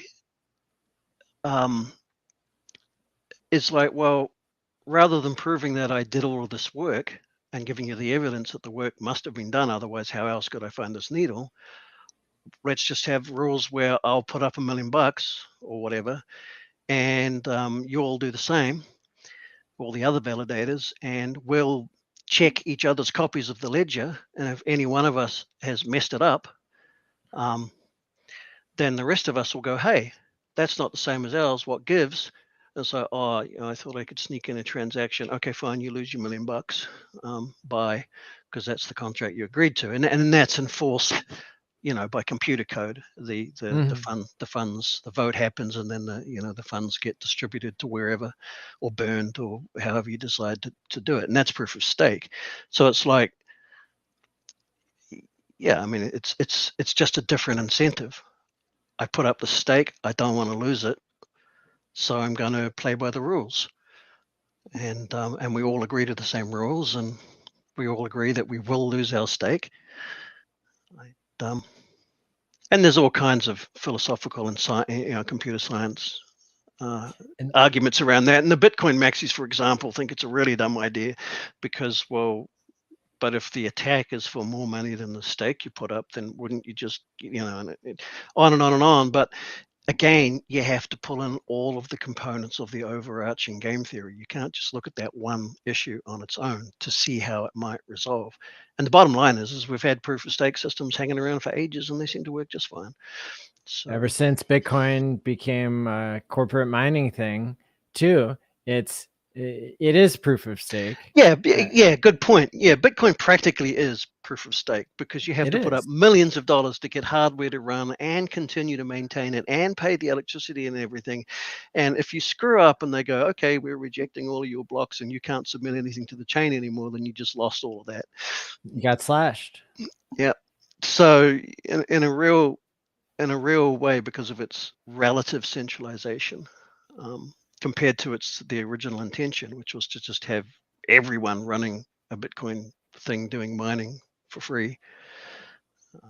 That's a great analogy. What a great way of looking at it. I'd never even thought about it like that. That's a neat counter argument. I love it. But there are counter arguments to the counter argument, but again, it comes down to the social level and the context in which you view the overall thing. And the game theory around Bitcoin's not an easy thing to discuss. If it was, it would have been invented a long time ago. there's nuances that affect nuances that affect nuances. It's not one of those things like someone invented the wheel and shows it rolling to someone and goes, I could have thought of that if I gave a damn. Quite happy dragging my stuff around on the mud. It's slippery enough after all. It's not one of those things.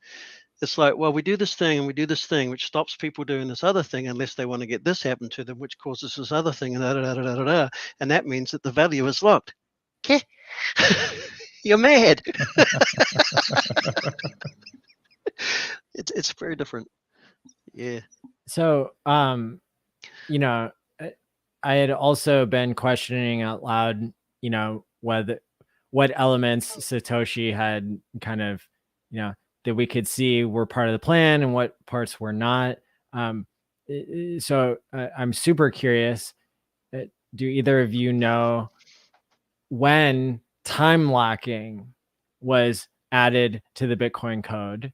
Because it's in there. You can time lock your Bitcoin. And so we know that like really early on, I think there was like a poker client put in.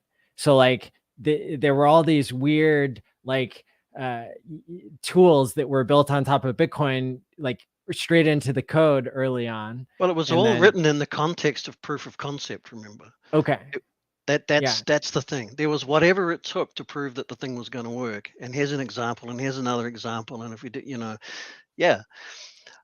To answer your question, I don't. Well, David, do you happen to know? I do not know when they added the time locking to Bitcoin. I don't know when they added it either, but it actually didn't quite work like that, because adding the time locking, if I'm not mistaken, and I might be, but I'm pretty sure it was just because here's the thing, Bitcoin.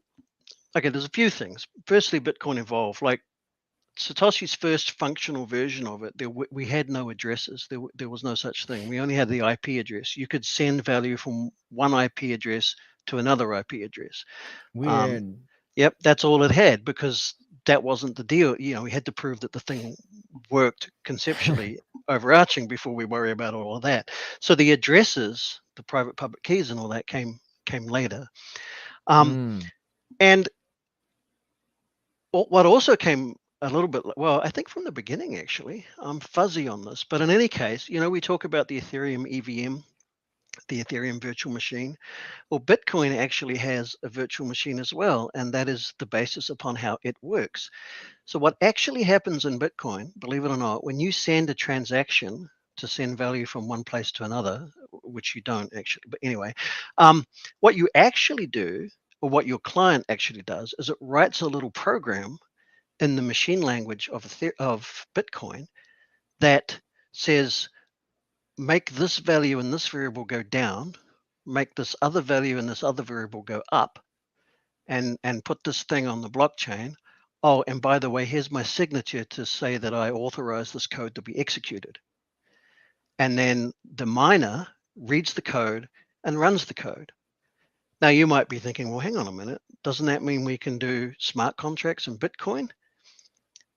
Sort of. The virtual machine in Bitcoin was not what we call Turing complete. Satoshi, for good reason, figured, well, we can't allow these programs to have loops where they can say, count to 1 billion and do 1 billion things and then exit, because that would mean that a miner trying to mine a block in a single transaction is having to count to 1 billion for potentially no darn good reason. Or what about an infinite loop? And Vitalik and them, they solved that by having the gas, by giving a cost to that and putting a hard cap on how many CPU cycles could be used. But that's a separate story. The point here is that EVM still exists in Bitcoin, and you can write all kinds of little programs to do all kinds of interesting things, like time locking. I'm not sure if that's how time locking as it exists was implemented, or whether it's in the base code. But here's the thing. The devs decided, nope, we don't want that. We only want to be able to move value, and for whatever reason, we'll leave time locking in. So the miners actually look at the programs that you wrote and will now only execute the programs if they are exactly this program, exactly these bits of code that transfer value, or exactly these bits of code that do, like SegWit, or exactly, really? Yep. There's only these specific programs that you're allowed to run. So they might as well get rid of the EVM and just put it in the base code and say, you know, call the transfer value function, or call this function, or call that function, and it would all just work. But the EVM is still, well, not the EVM, but the VM, the BVM, I guess. The virtual machine still exists. So that brings me full circle back to, when was that feature put in? The real question is, why were all the other features blocked? All the features that haven't even been invented yet, all the stuff Vitalik wanted to do, which could have been done in that virtual machine, but they didn't want them to do it. And then to stop them doing it and stop anyone else doing it, they all agreed that, okay, from now on, we're only going to allow programs, specific programs written a specific, very specific way to be executed. If you put one different thing in there, if you say, add this value to this variable, take it out, and then put it back again, nah, that ain't going to run. It looks at that code and goes, nope, that's not one of the approved programs. So that's how it works. Wow. So they could do that again. That's a thing now. Yeah. Yeah. I'm fuzzy on when that happened, but I'm pretty sure most of it really got locked down around about the time that big kerfuffle when the chain split happened with Bitcoin Cash, the big New York thing that, you know, Richard talks about how he supported Blockstream and blah, blah, blah, but they lied and didn't come through on their promise to increase the block size later on and all that kind of stuff. I'm pretty sure it was around about that time. Someone will have to correct me, or just ignore me, is the easier route. But yeah, that's when it all got locked down. And Ethereum had a lot to do with that too, and Vitalik. So no, we don't want this. We can't have this. It's crazy. You know, it's for storing value and transferring value and monetary transactions. We can't have people writing Spaces games in it or whatever, which you technically could have. So that was their, you know, and you can see the argument for that, obviously. But Ethereum was invented, does work, and the rest is history. And Bitcoin, because of the amount of value it secures, and that now they have an even stronger argument not to enable something like that. And there's the whole block size thing, of course. It's like, oh, holy crap, these programs that people write could, God knows how many blocks they'll end up chewing up. You know, they'll be writing programs to send 1 cent to their neighbor every hour. And it's like, ah! And, you know, a computer scientist would go, you can't have that. That's ridiculous. And they were talking about kicking the can down the road. You can't kick the can down the road. You can't just believe that one day computers are going to be fast enough and all that, and that it'll keep up and all that kind of thing. And, you know, that's always been an argument. That's why corporations for a long time refused to route any data over the internet. They wanted to have their own physical fiber optic cables and things, because the internet was willy-nilly and keeps getting full up with traffic. But in the end, it just seems to get upgraded just in the nick of time anyway. And that was the Ethereum mindset. Is that just-in-time security? That's the RH thing. Yeah, Bill Gates was the same. You know, it's just make the software too big for almost any computer to run. Don't worry, the computers will be upgraded to be able to run it. And that's why every time you bought anything Microsoft in history, whatever computer you had couldn't quite run it as well as you would have liked, because it's a different mindset, right? Yeah, that's awesome. Wow. Yep.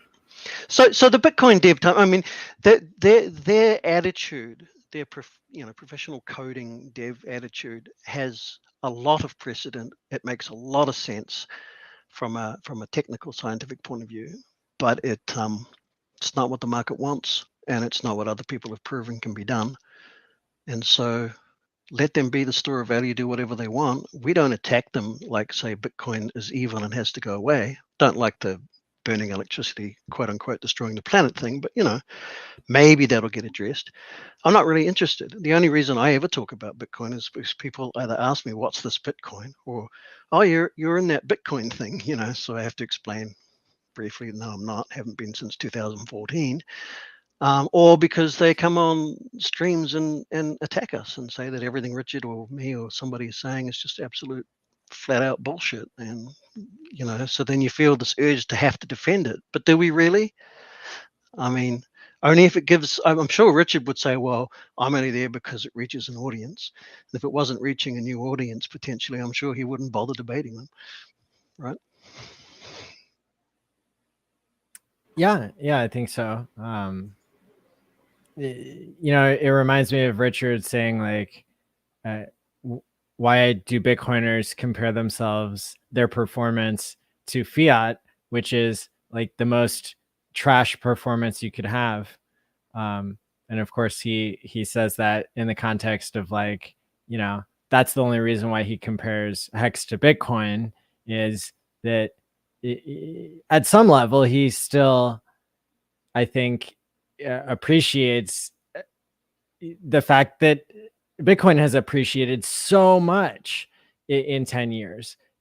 Even though it is maybe outdated tech, it's like, you know, something that's gone up 6.9 million X is a good thing to compare yourself to if you're trying to beat that.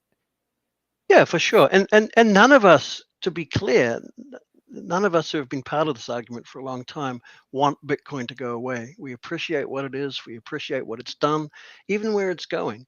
And, you know, the whole argument about how it quote unquote opens doors, I'm not sure I agree, but whatever, all of that stuff. And the fact that it's, you know, a household sort of word and blah, blah, blah, you know, we're thankful for Bitcoin. We really are. We're just not very happy with the, well, you know, the kind of horrible attitude that some of these maxis have to everything but. And because they keep showing up in our space and yelling scam and blocking us from everywhere and censoring, it tends to garner a reaction. But I'm sure if they didn't do any of that, we wouldn't even be talking about Bitcoin. It'd just be left to the history books and, you know, for institutional investors, or just another crypto. So, you know, they're using outrage marketing successfully against us. That's another way to look at it. So do we want to continue to allow that? I don't know. It depends which way the people are flowing, I think. They don't know that. They don't know that Yeah. doing it, of course. They're just straight up attacking. But, you know, it gets the word Bitcoin out into the market. Yeah. So to cap this part of the conversation, can we all agree that HEX is more secure than Bitcoin, and why? Yeah, I mean, depends on your definition of secure, but it's. Yeah, I was just going to say, without opening a whole nother can of worms. Yes. Yeah. But yeah.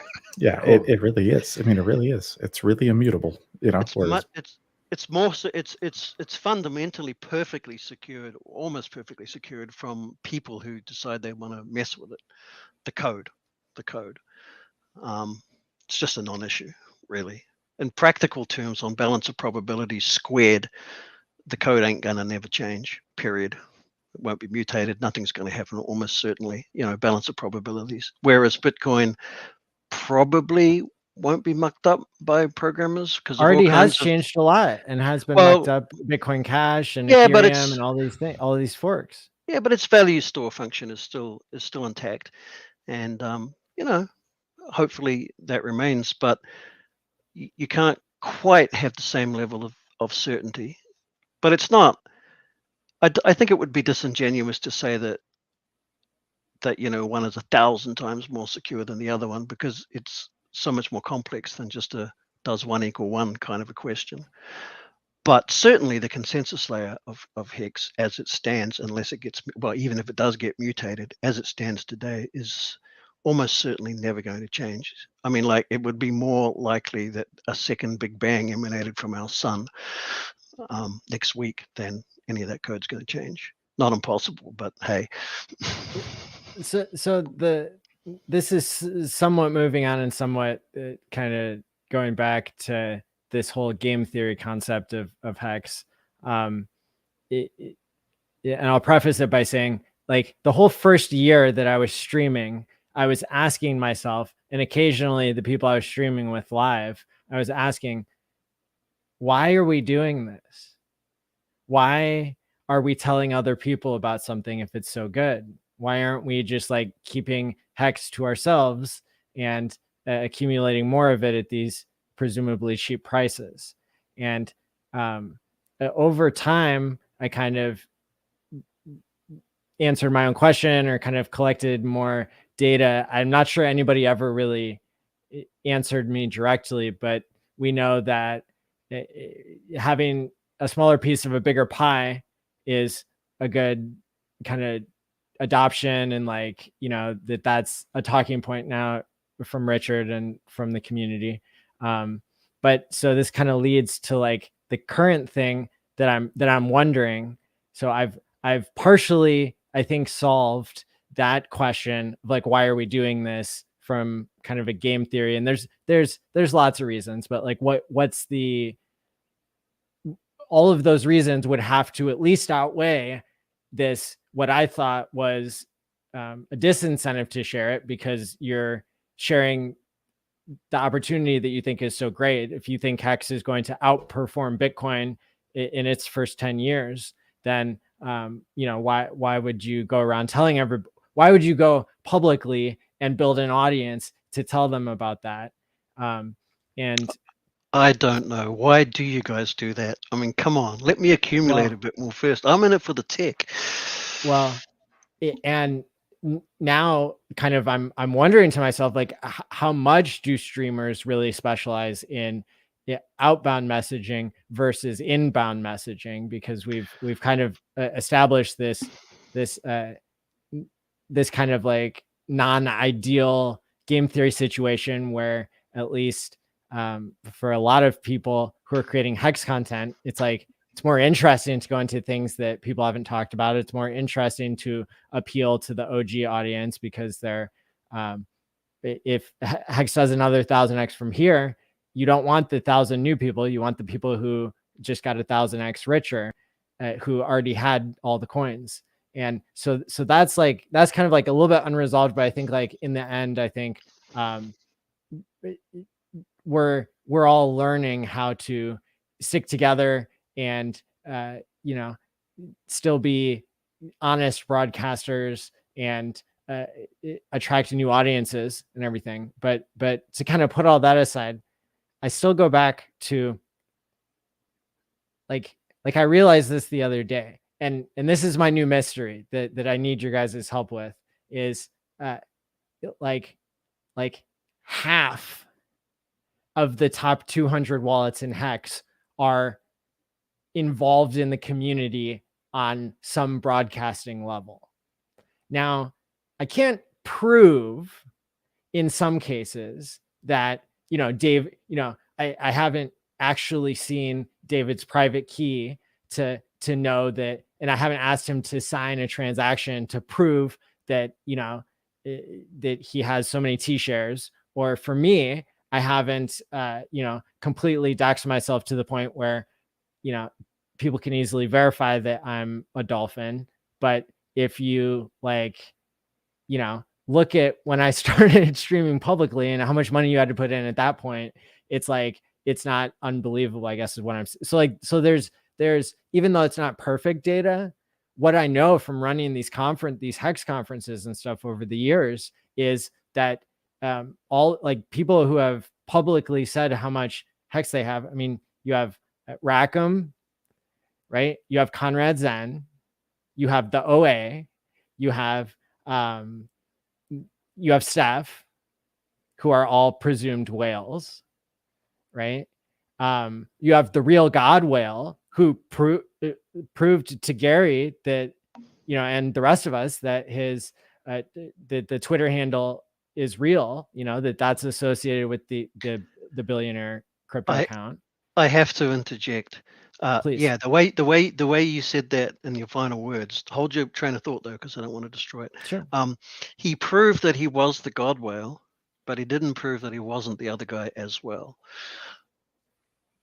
Just saying. Who did? The God whale. Signed a transaction and said, yeah, blah, blah. Because you can't prove a negative, right? Prove to me the spaghetti monster doesn't exist. But I'm just saying. Okay. That is a possibility, that he's actually both. That who is both?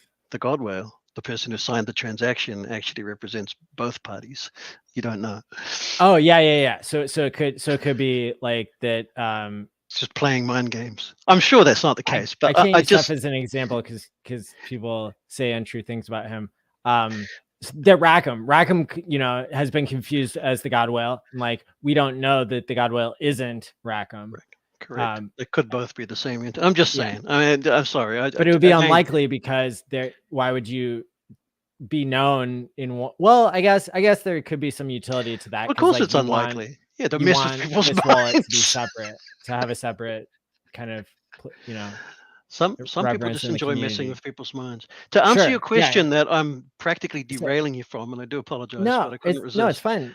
That was a great point. Scarcity versus abundance mindset. But That's basically the crux of it. this is off the charts in terms of human behavior, different than Bitcoin and every other cryptocurrency. And what my intuition would tell me is the smartest move. Hexicans are acting in a very, very unusual way when at 100 out of the top 200 wallets, and like, I don't know, like 7 out of the top 10, or like 8. I mean, these numbers are off the charts, and I want to like.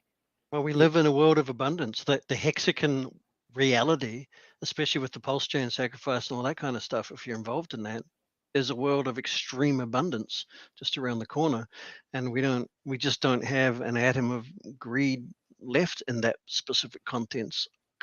I don't think, because there's so much, and there's so many people suffering, and there's so many people, losing their jobs and all that kind of thing, and fiat's so corrupt and all the rest of it. And there's not only is there more than enough to go around in crypto and near-term crypto, but there's no indication that the growth of that in itself isn't going to also increase whenever there's a need for this, that, or whatever in specific use cases and blah, blah, blah. Now, you can debate that with economists and whatnot all you like, but it's been proven now, right? You can create value out of thin air. You can take a piece of paper and draw a pony, et cetera, et cetera. And we're rethinking all of that, and we experience abundance, even if it's just numbers on paper from something that we might have 10 years from now. It still feels a damn sight closer to abundance than, oh my God, I'm on the street, I got to find a job, right? And so why wouldn't you want to share that? You've been set free. There's a I'm not a big Bible person, but it just came to mind. I remember when I was a child in Sunday school or something or other, there's this thing where a person is healed and he's explicitly told, do not tell anyone that this happened. Just go and live your life and keep quiet. And he won't. He goes into the village and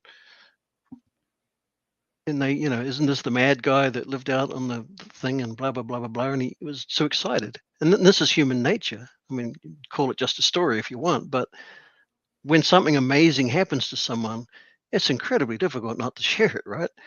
So yes. if you're already experiencing a reality of abundance, why would you hold back? If you're only hoping that you're going to have abundance one day because you're in a promise coin, maybe you're not going to have that experience, and so maybe you're not going to behave that way. That's my theory. Yeah. And if you don't pay people a time lock, then they won't, and then they will wreck themselves because the mad gains are too hard to hold on to. And that is what drives the abundance that causes Hexicans to act so seemingly irrational by publicly exposing themselves at like a, I'm just going to like put a number on it. I have no idea what it is, but it's like, a 5x or a 20x or something compared to almost any other, I mean, particularly cryptos, which, have an ethos of privacy anyway. And not to say that everybody puts out their social security number. But I mean, it's I mean, it's almost beyond words for me. Like it's deeply fascinating what's going on here with all of the people who are publicly endorsing Hex, who are early adopters, who have become streamers or at least go on streams. It's just off the charts. It is a phenomenon for sure. Yeah. Good way to put it. David, why do you do this? Well, it's a combination of wanting to share it with everyone. That's the primary reason for me. And, just like the story Future Us said, it's like yeah, this changed my life. I need to tell everybody, right? Because everybody can do this. If I can do this, then you can too. Everybody out there watching, right? So that's number one. And then I think this is secondary, but it helps the product perform better if more people are onboarded, right? That is like a function of the growth. We want more users because that helps pump the price. The more people who buy, the higher the price goes. So the more virality we get, the more people we onboard, and the more money we onboard, the whole value goes up. So I think between those two things, that's a big reason. And I mean, for me personally, like, why do I do it? Because I don't know. I'm just obsessed with HEX, and this is the best crypto. And I don't really have anybody else to talk to about it in real life. The community is online. We're a decentralized community too. It's true. Yeah, it's true. Like I can't just go down to the local bar and be like, "Hey, man, let's talk about HEX." And Richard, did you see that Twitter Spaces yesterday? Boy, that was a doozy. Like, there's nobody else to talk to, so you got to come online. You got to be out here. That's a really good point.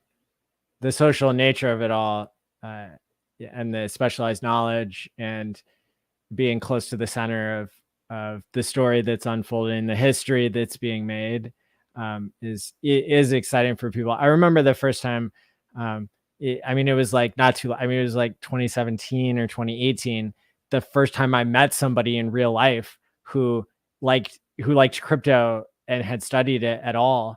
And it's like, this was somebody who was a complete stranger who I stayed up all night talking to, because I had never met anybody else who wanted to hear about crypto more than just because they loved me, but because they loved crypto. Yeah, I haven't had that experience. I've always had to ram it down people's throats. Crypto, I mean. Yeah. Yeah, that'll be amazing one day. I should come visit you guys. Yeah. Well, online we do what we're describing, and of course. Yeah. Well, we're not bound to trading either. I mean, I think a lot of people that get into crypto get into it because of trading. If even before there was a crap ton of advertising about it, even the word of mouth was like, "Yeah, get on Mt. Gox, man. You can buy this stuff and it goes up and down in value, and if you time it right, that's making money, right?" But boy, that trading game, it's stressful, and you're going to get tied to that computer. And of course, people figure that out, and then they persevere, and then they lose their shirts because they made some mistake. So they're out, whereas it's kind of hard to trade. No, I won't say that. It's kind of hard to trade legacy HEX stakes, shall we say, and even hard to trade those that aren't so legacy. And we don't want to either. So we're very relaxed as crypto people. I think uniquely so, because we're locked into a decision that we made. And that's the cool thing about stakes. They talk about how many TShares can you get and all that and blah blah blah. This just, for me, it's just the satisfaction that I made that decision and executed, and the finality of it. Yes. I said in a tweet, a reply to someone, it is a rush. There's never been a time, even if it was $100, where I haven't hovered over the button for just a little while. I really want to do this. And there's just something about that. Maybe it's a sense of control that we don't usually have in life these days. Making a decision to lock something in like that in a way no one can change it, not even yourself. Yes. It's a powerful concept, if nothing else. I mean, imagine if that could be applied to, name your favorite thing. It could be behavior change. Well, I mean, there are other buttons like the ones that launch all the nukes that have a similar effect, but they're very rare. But you're absolutely right. There is a rush, especially for me when I was doing like a 5-5-5-5. Yeah, and it is a rush, and it's also the hope that someday, and like that future dream of like, man, maybe someday this will really be worth more than I could ever imagine and change me and my family's lives. Like, there's a lot of emotion wrapped up into it in HEX, and like your dreams and aspirations in the future makes your future brighter. There's a lot of feels that go into it. Yeah, and there's the juxtaposition with that right at the time you're hovering over the button with the, oh, and by the way, this money that I could use to buy a Big Mac is gone, and I won't be able to have that Big Mac today. It's yeah, that's delaying gratification sucks at an emotional level. Yeah, but when you sort of conquer it, each little time you conquer it with $1 here and $1 there, it gets you used to it. You start to appreciate it. And it's interesting to saying that now, because we're at pretty close to the bottom of a bear market now, so I'm not just blowing sunshine saying, oh yeah, no, I'm in it for the emotions, and oh yeah, and I made a lot of money. I mean, I'm down 95% right now. So, or about 92% actually from one of my big investments. And yet I'm still very happy about that emotional. It's just, it's a cool thing to have that kind of control, even if I never get it back again. The fact that I was able to firmly make a decision and click that button and be okay with it, even for a moment, boy, you don't get that in life very often. And that's like a sales point to HEX that I'm not sure has been made much. I think just in the past week or two, I've started talking about, when was it, the Pulse conference, whenever I brought it up to Richard, maybe this whole thing of like, do rich people even know that there's this control switch to their money that they've never experienced before?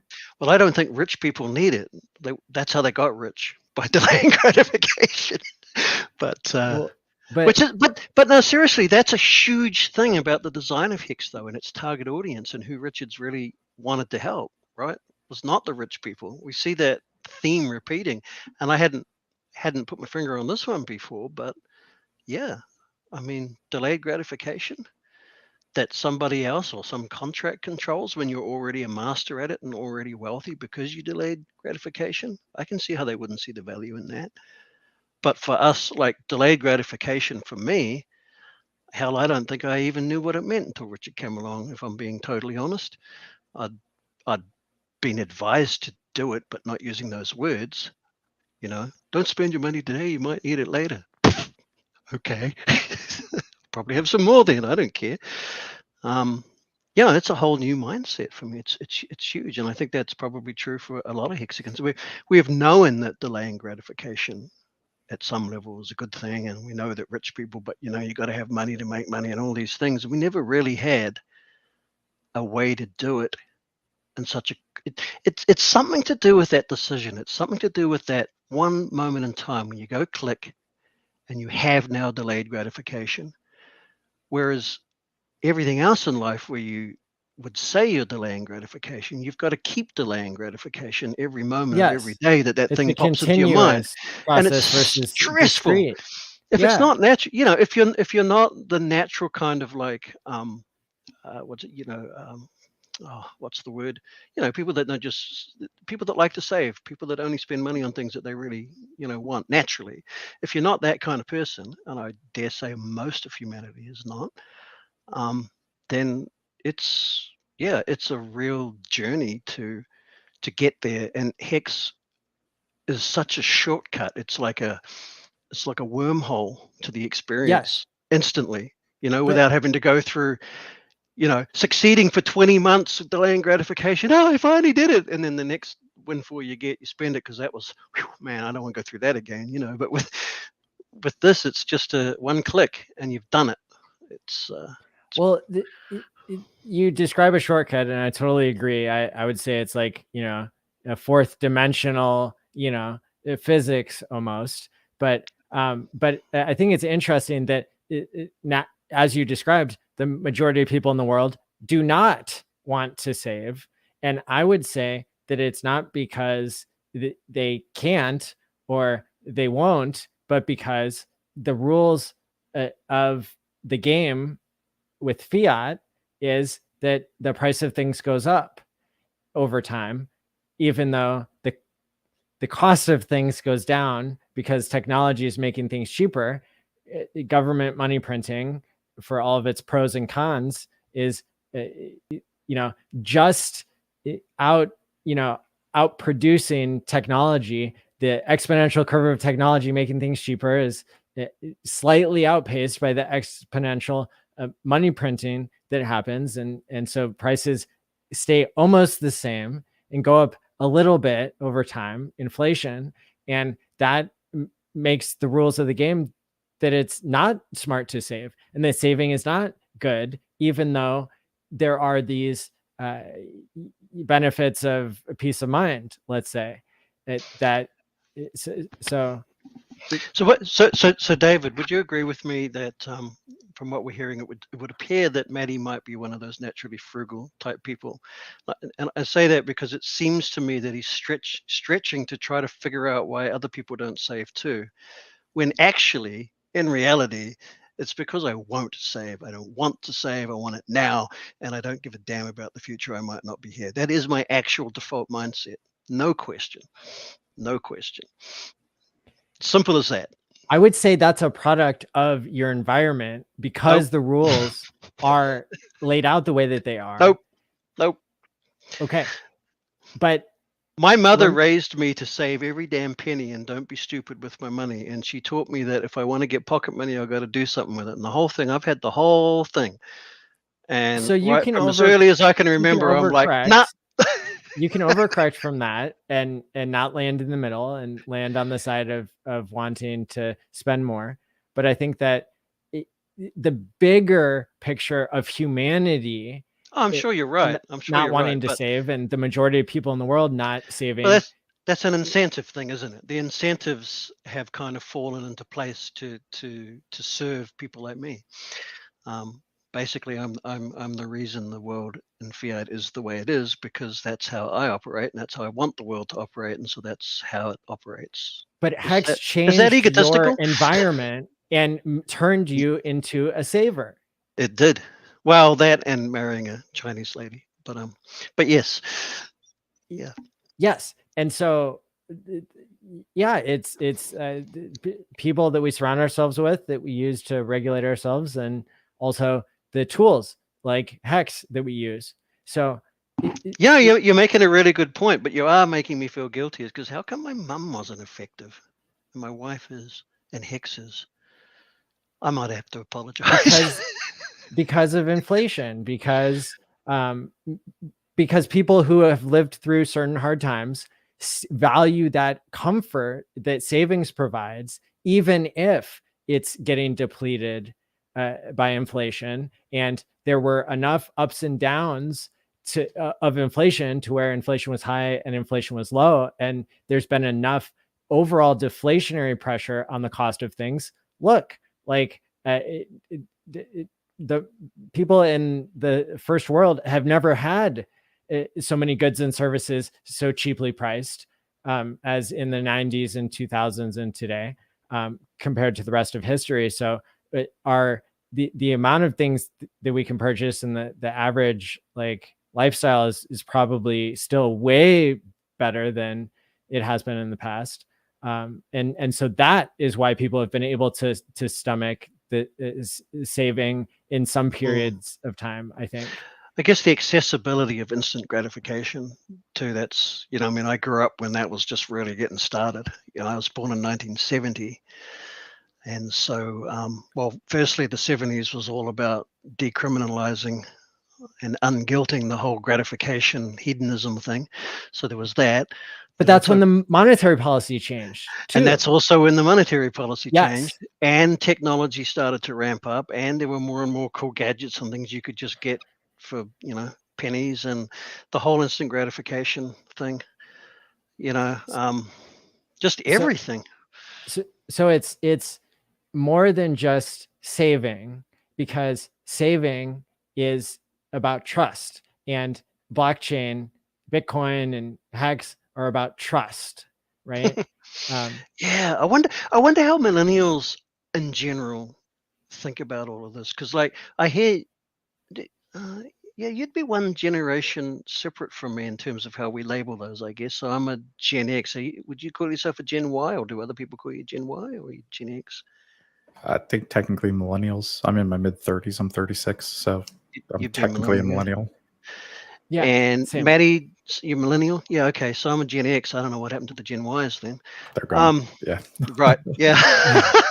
We got bumped down. And they just squeezed it out. Marketing changes the names. Yeah, it's just I'm sitting here. It's just so fascinating because so much of what you're saying, Maddie, is comprehensible and making sense, but just so foreign to my experience of the average person.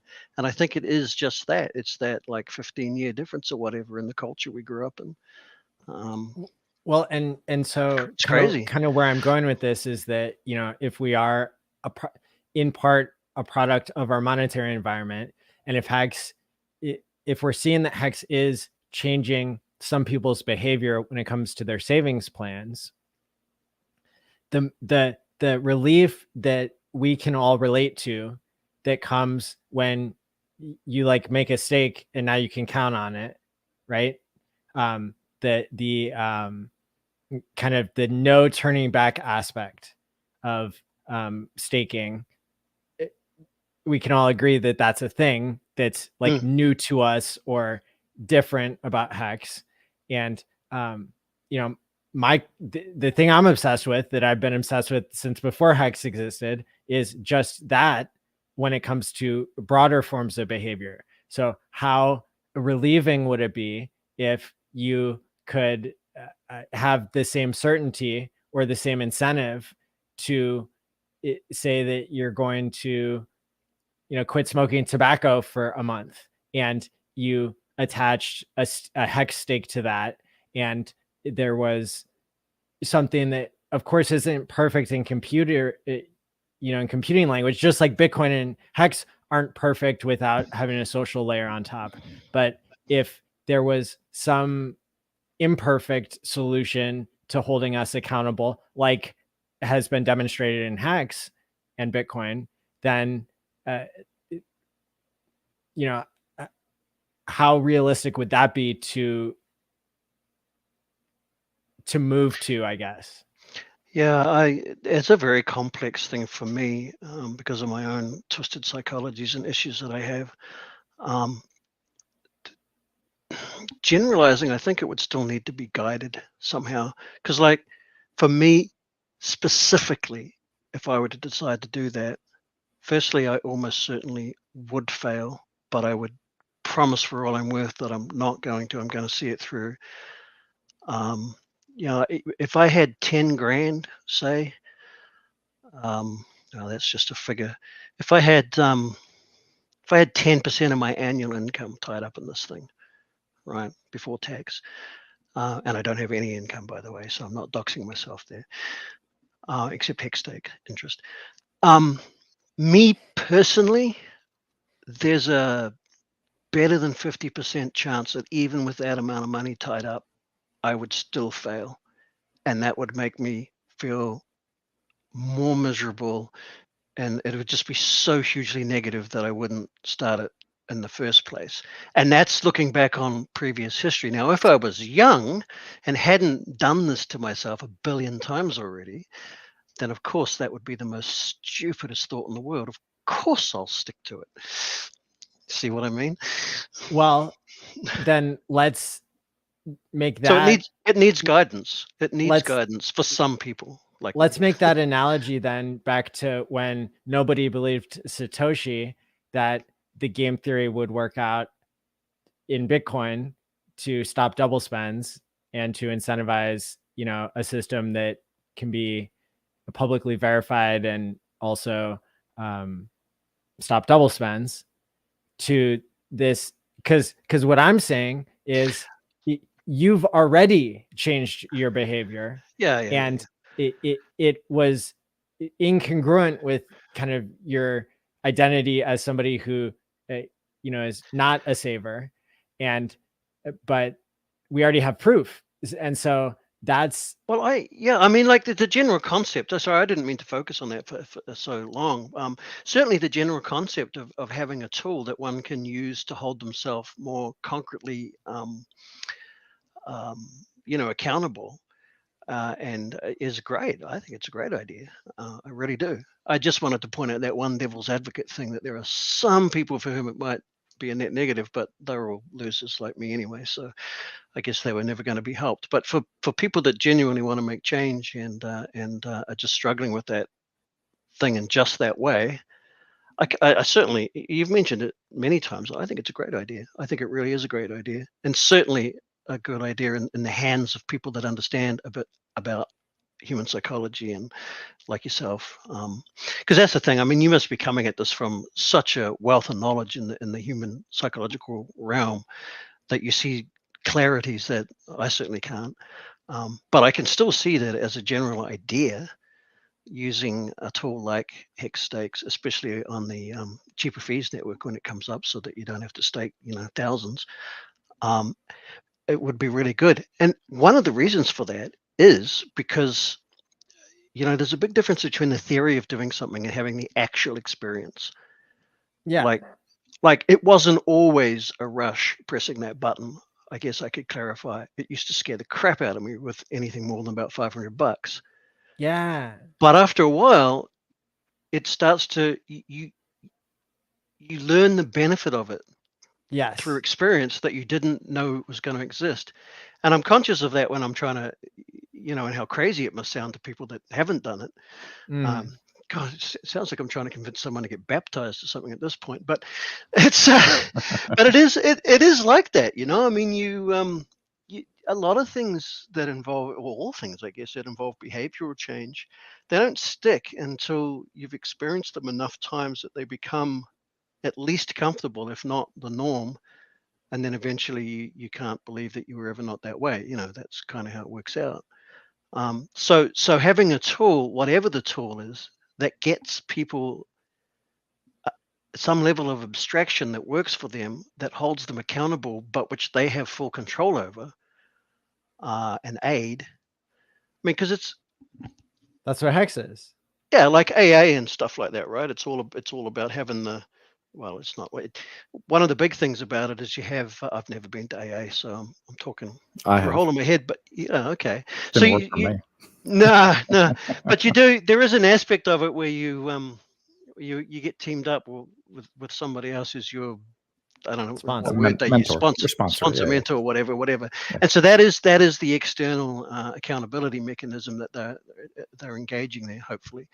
But it's another person, and there's a feeling that, well, I'm still answering to this other dude, and yeah, I want him to like me, and I want to get over this, and I want to this, that, and everything else, but it's somebody else basically still having some level of control over, even though I've agreed and blah, blah, blah.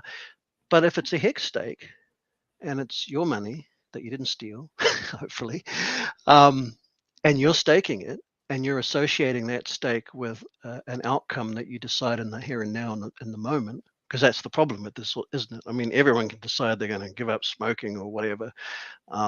That's it, not having another one ever again. And then tomorrow you forgot that you made the decision, right? That's the sort of insidiousness of how nicotine works, by my experience. But you don't need, your sponsor to be living, co-joined to you with handcuffs or something or other, to be there every moment of your life to remind you, because it's like, okay, I'm going to go to McDonald's. Oh, geez, can't afford a burger because I put that thing in. Why did I put that thing? Oh, I'm giving up smoking or whatever, but it's all personal. That's my point. You're not relying on another human being to hold you accountable. You're really holding yourself accountable, and you've assigned some value that means something to you. Now, for me, money doesn't do it. It just doesn't. I've had many tens of thousands of dollars in my bank account and thought, wow, this is great, I'm going to invest it and everything, and the next day it's gone and I've got 2 nice new computers or a car or something. I mean, that kind of thing just happens to me all the time. Money will not motivate me. That's me.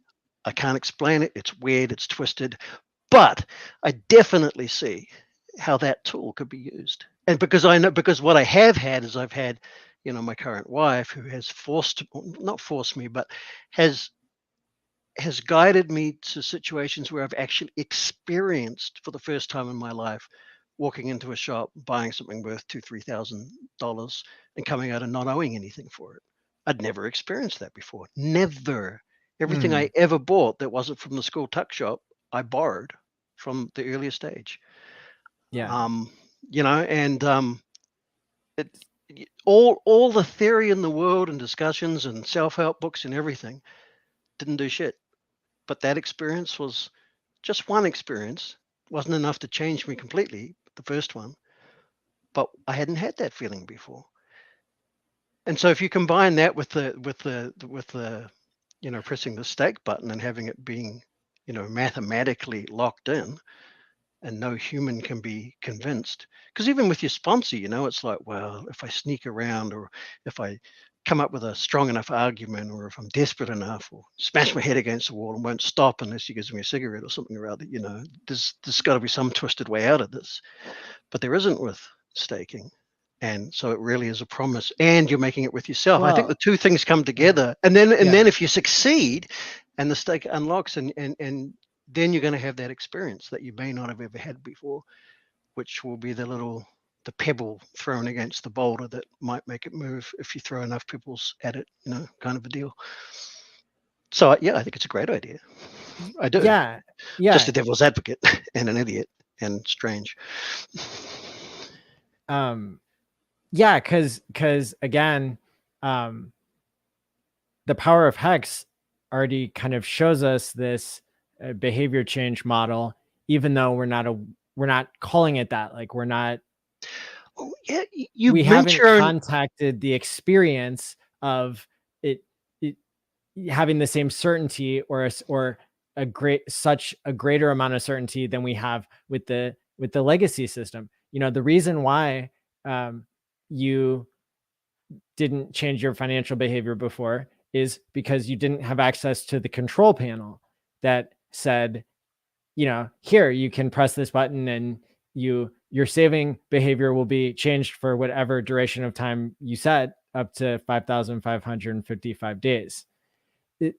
Part of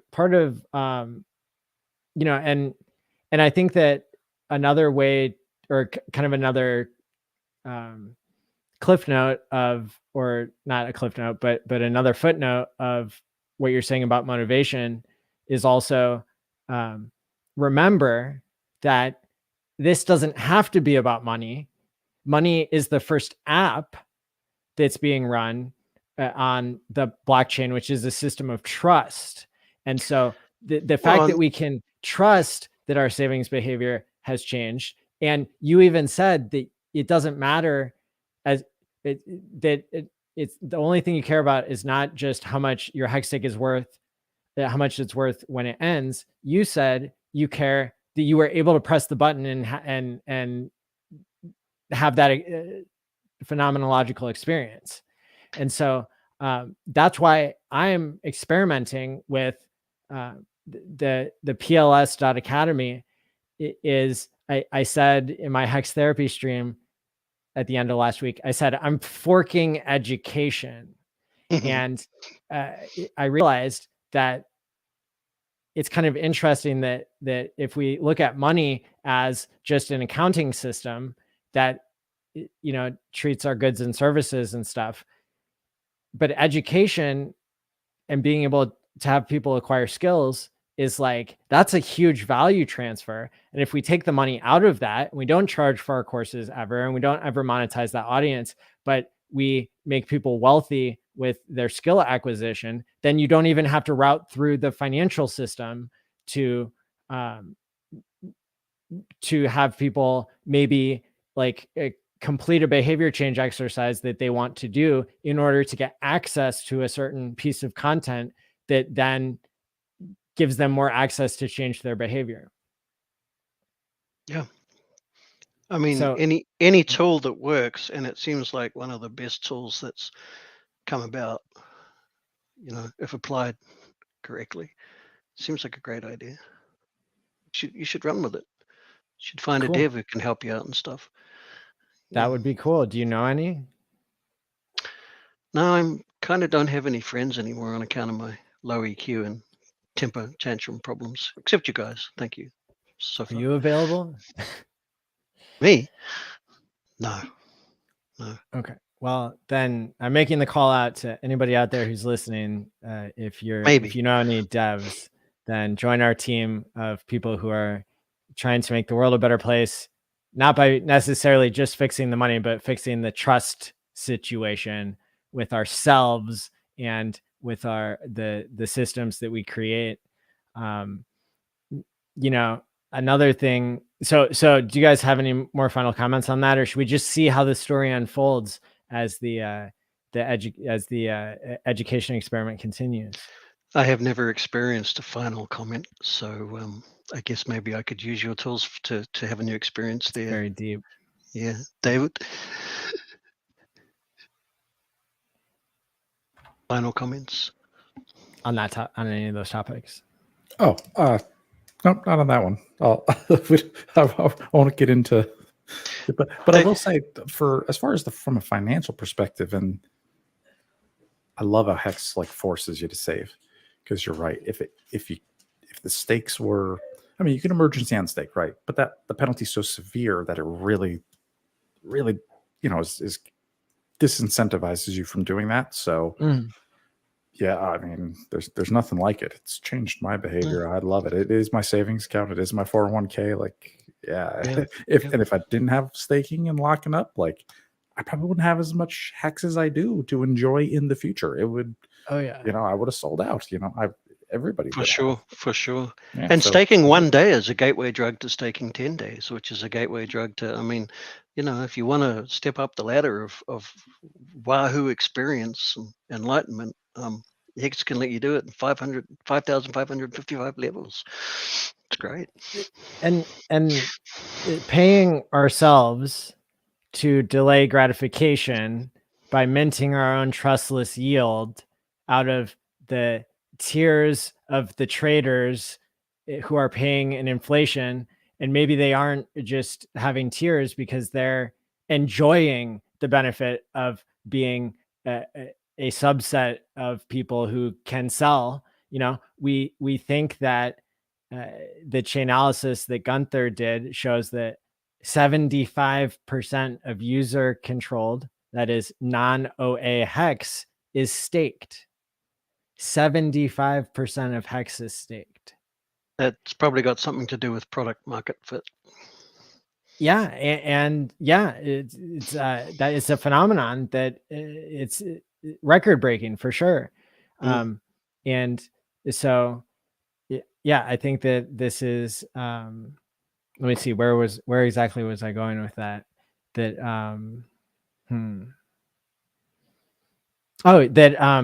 this whole system, it pays for itself in so many different ways that are completely different than the legacy system. Because in the legacy system, remember, inflation is kind of good because it motivates people to invest instead of saving.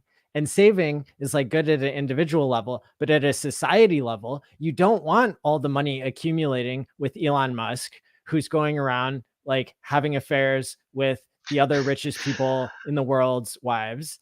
And them all together, there's 1% of people who control 50% of the wealth in America. And that capital is not only dormant in a lot of cases when people save at these high levels, or even at the top 5% and the top 50% of the richest people in the world, when people are having that dormant capital, then that is kind of a net negative to society. Yeah, but only because of the zero sum game, right? Like even Elon. Well, okay, let's not go there. But I mean, we talk about drawing our own pony on a piece of paper. In the fiat world, it doesn't work like that. You have to go to someone else who's already drawn a pony because they decided there's not enough ponies in the world, if you're lucky, and then say, "Can I have that, please?" And they say, "Sure, but we're going to tear this corner of it off because you can't have the whole pony. And by the way, you have to give it back to us." So that's a net zero sum game, right? That's the world of normal finance because it's controlled by centralized parties. In crypto and in many things, just in art, like I can draw ponies literally on a piece of paper and sign them, and maybe I can sell them. Maybe they have some value to someone. Maybe I can use them for wiping my ass. I don't know. But they didn't exist before, and that's completely under my control, right? And all of crypto is like that. It's the whole thing flipped upside down. You can create arguable value out of thin air anytime you want, day and night, 24/7, with no one else's permission, and let the market decide. So, but there like, has to be buy pressure, and that buy pressure comes no, from goods and no, services. no, no. There only has to be buy pressure if you want the dollar value of the thing to increase for some reason. Now, when you make a True. pony, you might want to just have a nice picture of a pony, or your first attempt of it, hanging on your wall, and that might have value to you. Why? Because there's this girl you like, or this guy you like who's into ponies and artists, and if you can be both, oh God, that just went dark. You know what I mean? I mean, you're creating different types of value. We're so programmed to think that Sure. value, the only type of value there is money in this damn world. And if the fiat system would just stay the same and not keep changing the bloody rules, man, I'd settle for that. That'd be a start.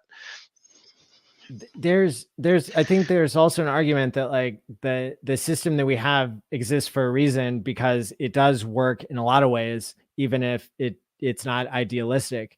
But the thing that's different about HEX is like you're making you're virtual lending, you're paying your future self. The capital does not have to remain dormant, because you can attach other rules onto that behavior. In this, HEX is proving the use case that you can use a blockchain to create trust into the future. That's how it's bigger than money, is that you can predict your own behavior into the future in a way that you can trust and that isn't reliant on a central party.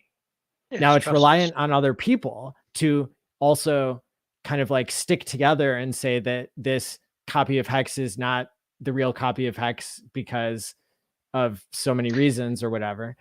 But I guess, do you see what I'm saying? That yeah, no, I totally do, and it's just that it opens up this big Pandora's box of all these other things as well, and they're all positive. It's just, yeah, it's just so. I mean, this thing about scarcity versus abundance and trustlessness. See, trustlessness is a really difficult concept to understand. Yeah. And I don't want to sort of get into it in detail, but in right now, because we've been going on for so long, I love to get into things in detail. But you just said that I can lock up my HEX or whatever, and in a way that I can trust. And actually, even that's not accurate in terms of a trustless, borderless, blah blah crypto, because it doesn't matter a damn whether I trust it or not, whether I expect it's going to work or not, whether I believe it's going to work or not, or what anybody says, or whether I smack my head against the, whatever. It is true. And the power of that, having something to be true and unchangeable, no matter what anybody, including yourself, does. Now, you talk about technologies that might change the world in ways we can't even imagine. And then, of course, we've got Maddie here coming up with ways to use this technology to do real positive things. I mean, I can't even imagine what's going to happen. It makes me giddy, because I was around when the internet came out, and it was hard to convince people to even use email because they had fax machines. Mm-hmm. I can't draw a picture on my screen and send it, but I can draw a picture on a fax paper and send that. So why in God's name would I want the stupid internet thing? That was the argument businesses would give. And yet, look what we have today, and it's still going. And so this trustlessness thing is just, it doesn't exist in the human realm. It just doesn't. We even have to trust gravity is there, but you don't have to. It's hard. It's hard to, there's layers, of course, and you can argue for and against at every layer. But nevertheless, to be able to sign a contract and have that contract do what it says it's going to do, regardless of anything other than, the termination of the planet by an engulfing sun or something. And even then, I'm not so sure. They say the internet's and all the satellites out there, so it won't be that long till even that's not a problem. It's a big deal. It's a big deal. And so the tool that leverages this kind of trustlessness and this sovereignty over trust, if you want to call it trust, and I'm happy with people calling it trust as well, of course, but it's the sovereignty of trust that I mean, it's between you and the contract. To speak metaphorically, it's kind of like between you and God. in a sense, in that it's an external entity that you absolutely have no control over. That's a bad analogy. I've made a number of religious references. I should probably curtail that. What was I going to say? Yeah. So when you stake, and I wonder how much our more advanced, because we've been around it longer, understanding of HEX has to do with this whole conversation. Because, like, I know, for example, that when I stake my HEX, I'm not actually giving my HEX to the contract per se, and the contract gives it back one day. I'm actually burning it. I'm throwing it into, I'm seeing images in my mind of something like World of Warcraft, where I cast some spell or somebody and I throw the HEX into it, and it is gone, like gone. And the only way it's ever coming back is if the right, spell or something or other is cast to conjure it back into existence. We call that minting, of course. Like, the HEX is literally destroyed. It's not there. It can't be spent. It can't be moved. There's no account. Well, there is an account of it, but it's gone. It's gone.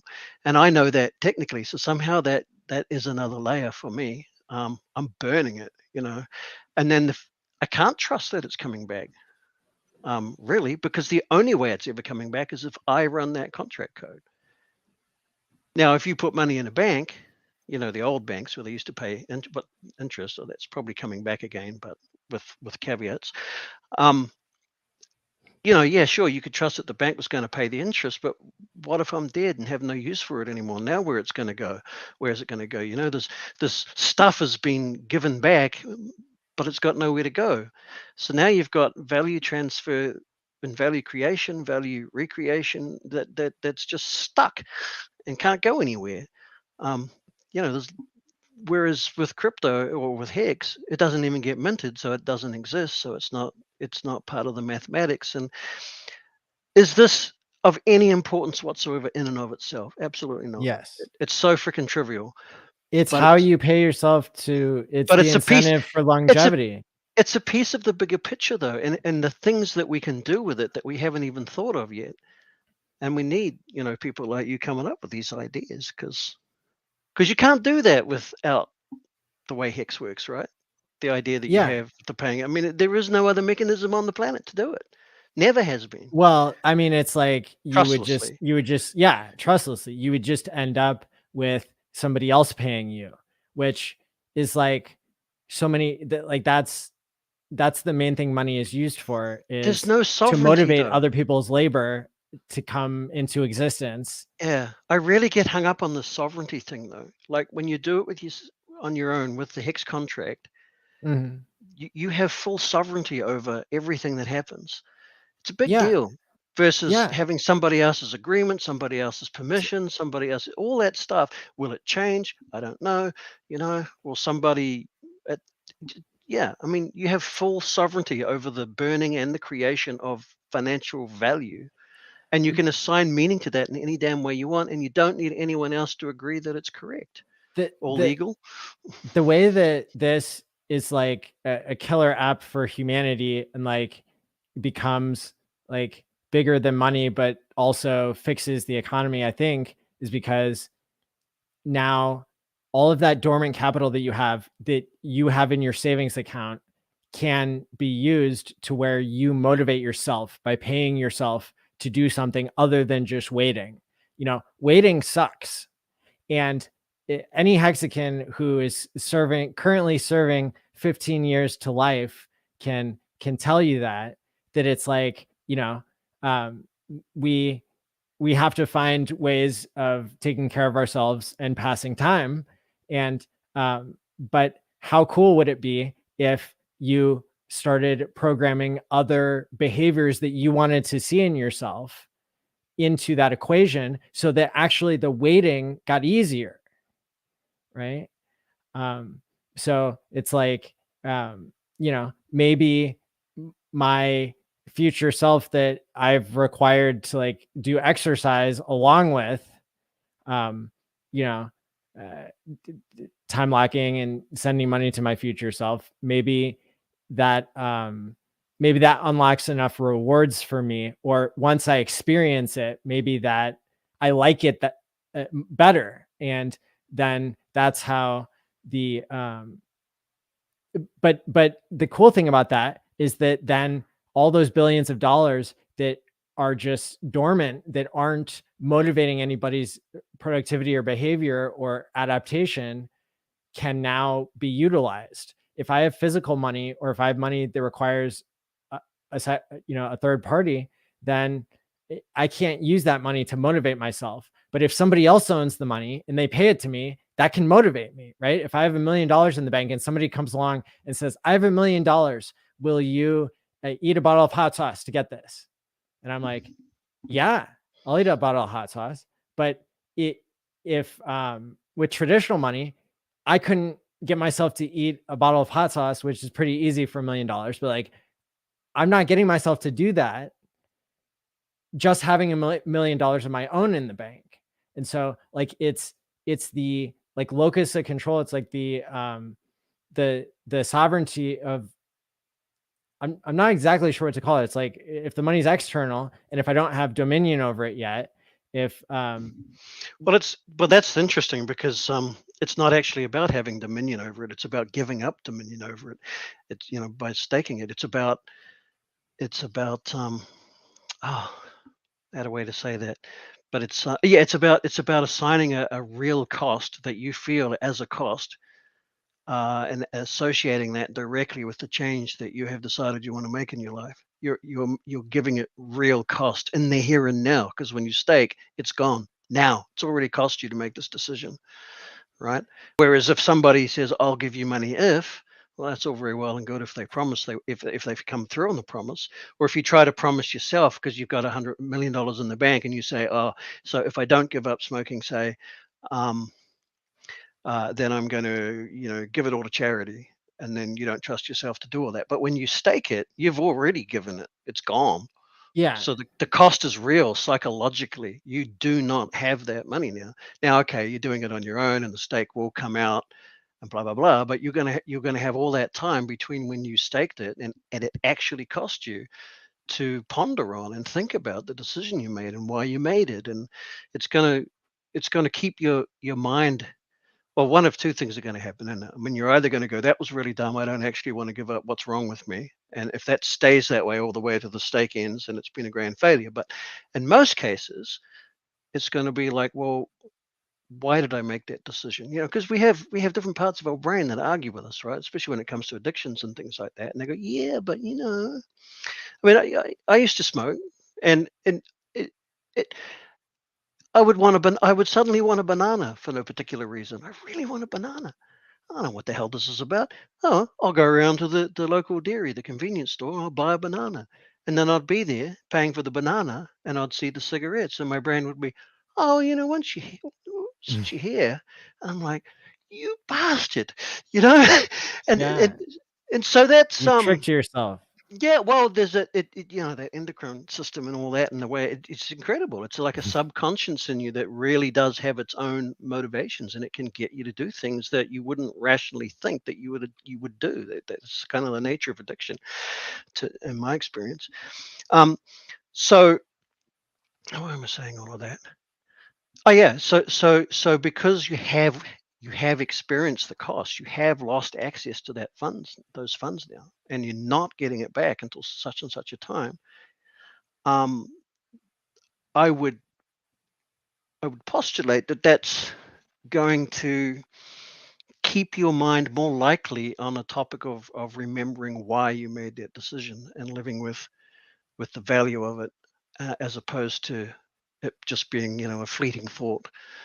Or a promise proof of made. stake. Yeah, or a promise, because when it's a promise made to someone else, I mean, if the threat of being incarcerated for life really worked flawlessly, then probably no one would be incarcerated for life, right? It's not certain that you're going to get caught. It's not certain that if you do get caught, that certain things are going to happen. You may not even believe that you're ever going to get caught. Or heck, they might change the rules on you if you live in certain places in the world where they get invaded and that overnight, and something that was legal before isn't now, and all that kind of stuff, right? So making promises in the real world is so yesteryear, the promises seem to mean less and less and less and less as the world gets smaller and smaller and smaller, and they require more and more and more to enforce, and they become more abstract to us. And you see all the other promises in the world that are made by, you know, everybody everywhere, and none of them coming true, governments and everything else. And it's happening so fast that we remember that it's happening lots of times a year. We don't have to listen to grandpa saying, oh, well, I remember when they promised 50 years ago, yeah, whatever, Gramps. Now we look at reality and we go, oh, yeah, man, those politicians broke 50 promises just last month. So why would we make a promise to ourselves? And if we do, what value does it have? Well, if you stake it, it has whatever you stake, $1,000 value right now. And then you can unstake it, emergency end stake it, whatever, don't fulfill your promise, whatever, but at least you have something that you know is going to operate the right way. And I think that gives a framework for the brain to operate in that is hard to come by outside of monasteries and goodness knows what in this world these days. Yeah, I mean, to wrap up, you know, this line of exploration so that we can hit our other topics here quickly that are not as complicated and not as important in the long term. But I think, you know, we talked about Richard having the debate with Bitcoiners, and is HEX more secure than Bitcoin? And what does that mean if that is true? And then we talked about trust and time locking and how weird it is to be in HEX and see so many people come forward to promote it. I loved David's points that he made. Let me see if I can scroll back in my mind. You said that more people adopting it makes it more valuable. I think that we are paying ourselves to advertise HEX because we made that decision that we can't get out of to stake HEX. And so that brings more insight to me to the question I raised of like, why are we doing this? Things that you both said, I think increased my understanding there. And even kind of looking forward into what types of behavior staking could be possible and what kind of trust, you know, I think that,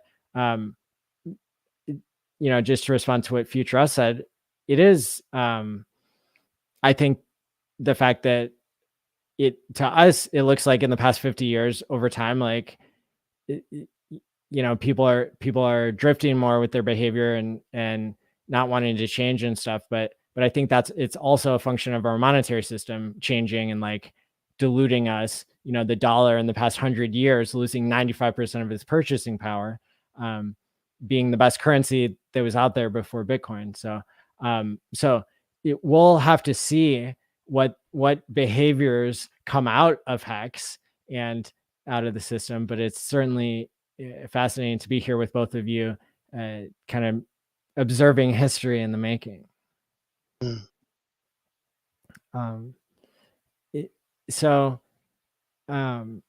Another thing we wanted to cover, David, I think, had some insight into, which I was talking to one of my onboards who came across this HEX bonus scam that, oh my goodness, I totally forgot, that got airdropped to a lot of wallets with, I think, liquid HEX in them at least. And we're going to go into this in my chain analysis course tomorrow night more deeply, but I wanted to get, you know, to cover it multiple times on the channel because it's so surprising to me that when I studied the chain behavior of these scam coins that got airdropped, I found something I was surprised at. Yeah, me too. I can't wait for David to explain how the heck that even works, because that was a real shocker. Assuming you know, David. I mean, I don't. No, I don't. I'm sadly not a black cat. Well, I shouldn't say sadly. It's a good thing I'm not a black cat, right? Because that'd be pretty mean guy. But somehow, some way, it's possible. Just like with email and with like cell phone numbers, you can like spoof or fake an address. So as you can see what Maddie's got on the screen here, somehow, some way, they're able to make it look like these coins are coming from the HEX contract. Within the context of Etherscan, though, I mean, surely. Yeah. Yeah. I wonder if you used a different tool, one of the other tools for looking at the Ethereum blockchain, if it would be mirrored there, or if this is some kind of a corruption of Etherscan's own data, perhaps. It's very unusual that that these coins look like they're coming from the HEX contract address because, you know, for a lot of reasons. Well, it's alarming, actually. Yeah, it's but that kind of like further proves the point that people need to maybe be warned about this, and that's why I'm bringing it up. That nobody should go to the website for the HEX bonus coins. You should just ignore the coins that you see in your wallet or on Etherscan or whatever. Hide them. Just don't do Google searches for HEX bonus, because then there could be more links. This is obviously a sophisticated scam, and it's designed, I guess, to have you think that you can sell the 100,000 HEX bonus tokens that you've gotten. And we know that certain coins, that certain scams like this can end up getting permissions to take all your liquid coins and steal all your money just from you trying to swap out of them. Yeah, that's that's where the rubber meets the road. If you find yourself with your wallet asking you to sign a transaction, and hopefully the wallet can tell you what the transaction does, just make sure the name of the function, if it's not there, you probably shouldn't run any signature. But I know MetaMask now tries to put the name of the function that's going to be called for that, like it'll say approve or transfer or something like that, or stake start in the case of HEX, if that's working now. Certainly, if you see the word approve there, you want to run, because what that's doing is approving another address. And we see it all the time when we're using decentralized exchanges, because we need to give the exchange contract permission to, move our coins around on our behalf, and we trust the contract. But you can, anyone can write a contract and get you to trick you into approving that contract that they have admin keys for and they control, to approve it to spend all of your whatever is in your wallet, anything at all that's on the Ethereum blockchain. And if you go, oh yeah, I want to do this claim, oh yeah, click here to claim, and up comes my wallet. Do I want to confirm this? Hell yeah, man, I want these free coins, and you hit confirm. The way these scams work is, at that point, you've just given their smart contract permission to spend all of your whatever. It could have been Ethereum, it could have been HEX, it could have been whatever it was in that particular transaction. So you really do, unfortunately, need to really spend more time and a little bit more diligence than we used to have to before these types of scams existed. And just really, especially if you're doing claims, this is mostly these days in the context of claiming free coins. You want to be real sure that you're not doing that, basically. And if any doubt, just don't, because giving permission to a contract to spend all of the funds, say the Ethereum, in an account is not a one-off event. Once it has that permission, it won't be Ethereum, it has to be a token actually. But once it has that permission, it's got that permission until you explicitly remove it. So maybe nothing happens. Maybe you only have $10 worth of HEX or something in that account, but maybe 3 years from now you win a lottery or whatever, and you stick 30 million in there, and that contract can be scanning that, find it, and then it's gone. Yeah, or you have a stake come out, or whatever. Yeah, in 5 years, you have a stake come out, and boom, it's gone. Yeah. So the default with these approved things, and certainly with the scam ones, is to is you because you approve a contract, and you, part of the approval thing is how much do I approve for them to be able to move out of my wallet on my behalf. And the default is the largest number that can possibly be represented on the Ethereum blockchain, which of course is a very, very big number. And as I say, it's permanent, and you have to explicitly figure out how to go and unapprove it, which you can.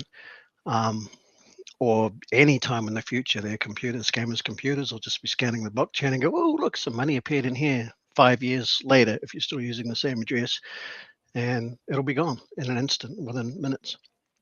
And that's how it works. So yeah, don't do it. Don't approve. Yeah, we trust Uniswap and the likes, 1inch, Matcha. There are certain contracts we do trust and we do approve. But one thing you may not know is that even when you do those approves, you can actually edit the amount you're approving. Yeah. And instead of, if you want to, I just wouldn't use wallets that have huge amounts of liquid in them, more than you're actually transacting. I would move the liquid to a different wallet and use that on the exchange, just in case. You don't want to be approving contracts that you don't fully know and can't personally vouch for. To be spending all of your HEX in a particular account, you really, yeah. I mean, you might have 10 grand's worth or 1 grand worth now, but it might be worth $1 million or 10 million 2 years, 3 years from now, and you're not going to remember who you approved and who you didn't, and yeah. David?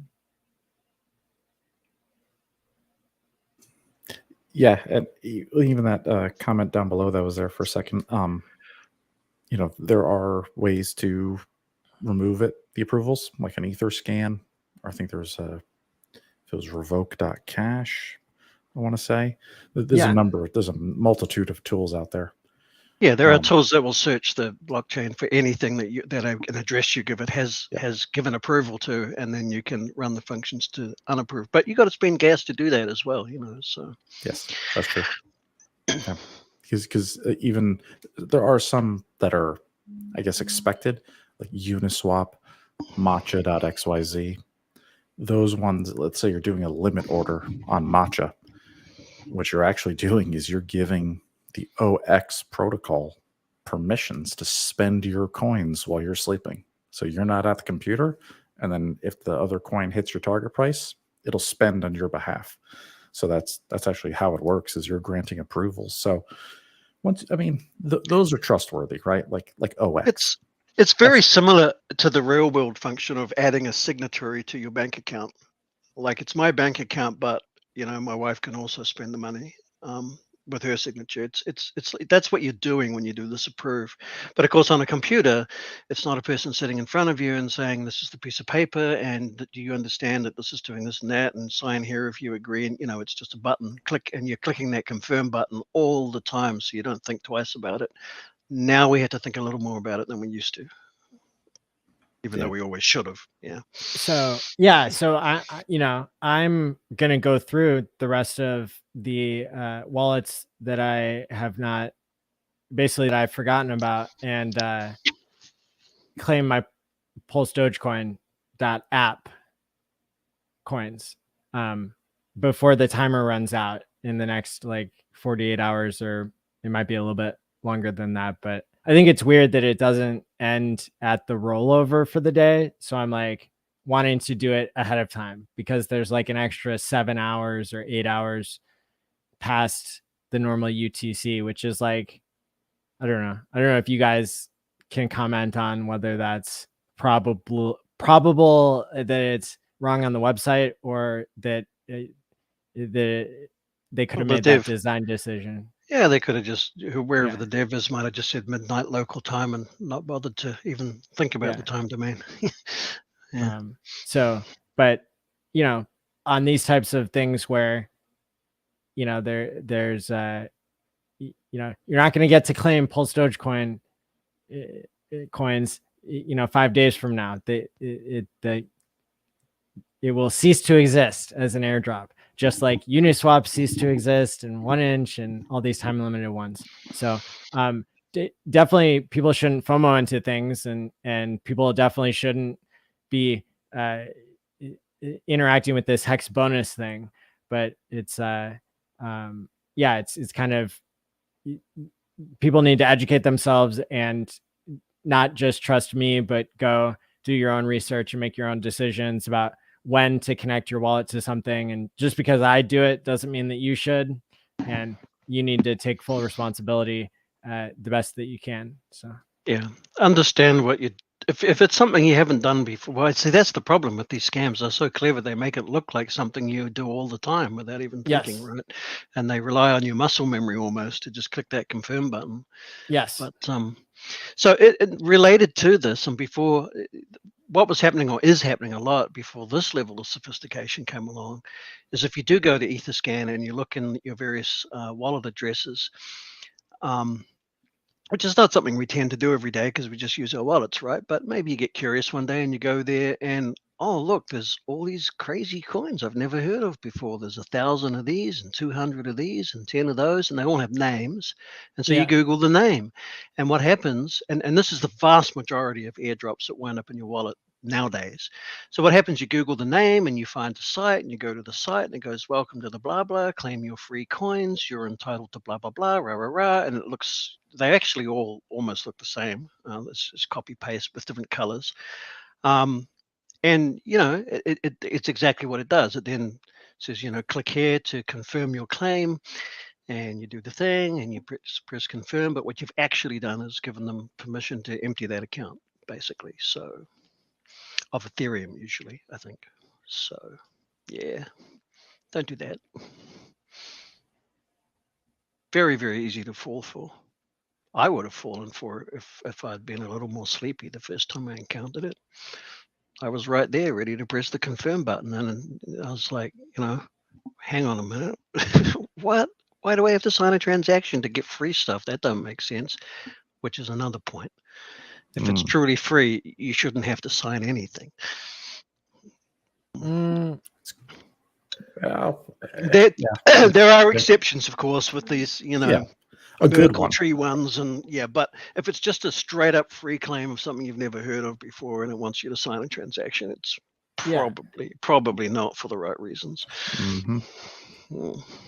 But you're right.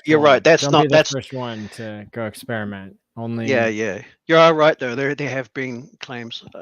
I'm sure you all know, but there have been ones. Well, actually, Pulse Dogecoin is one, isn't it? It does the Merkle tree thing, so you do have to sign a transaction. Is that Pulse? Yeah.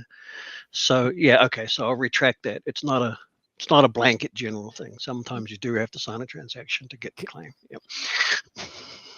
But it's not the approve function ever. Well.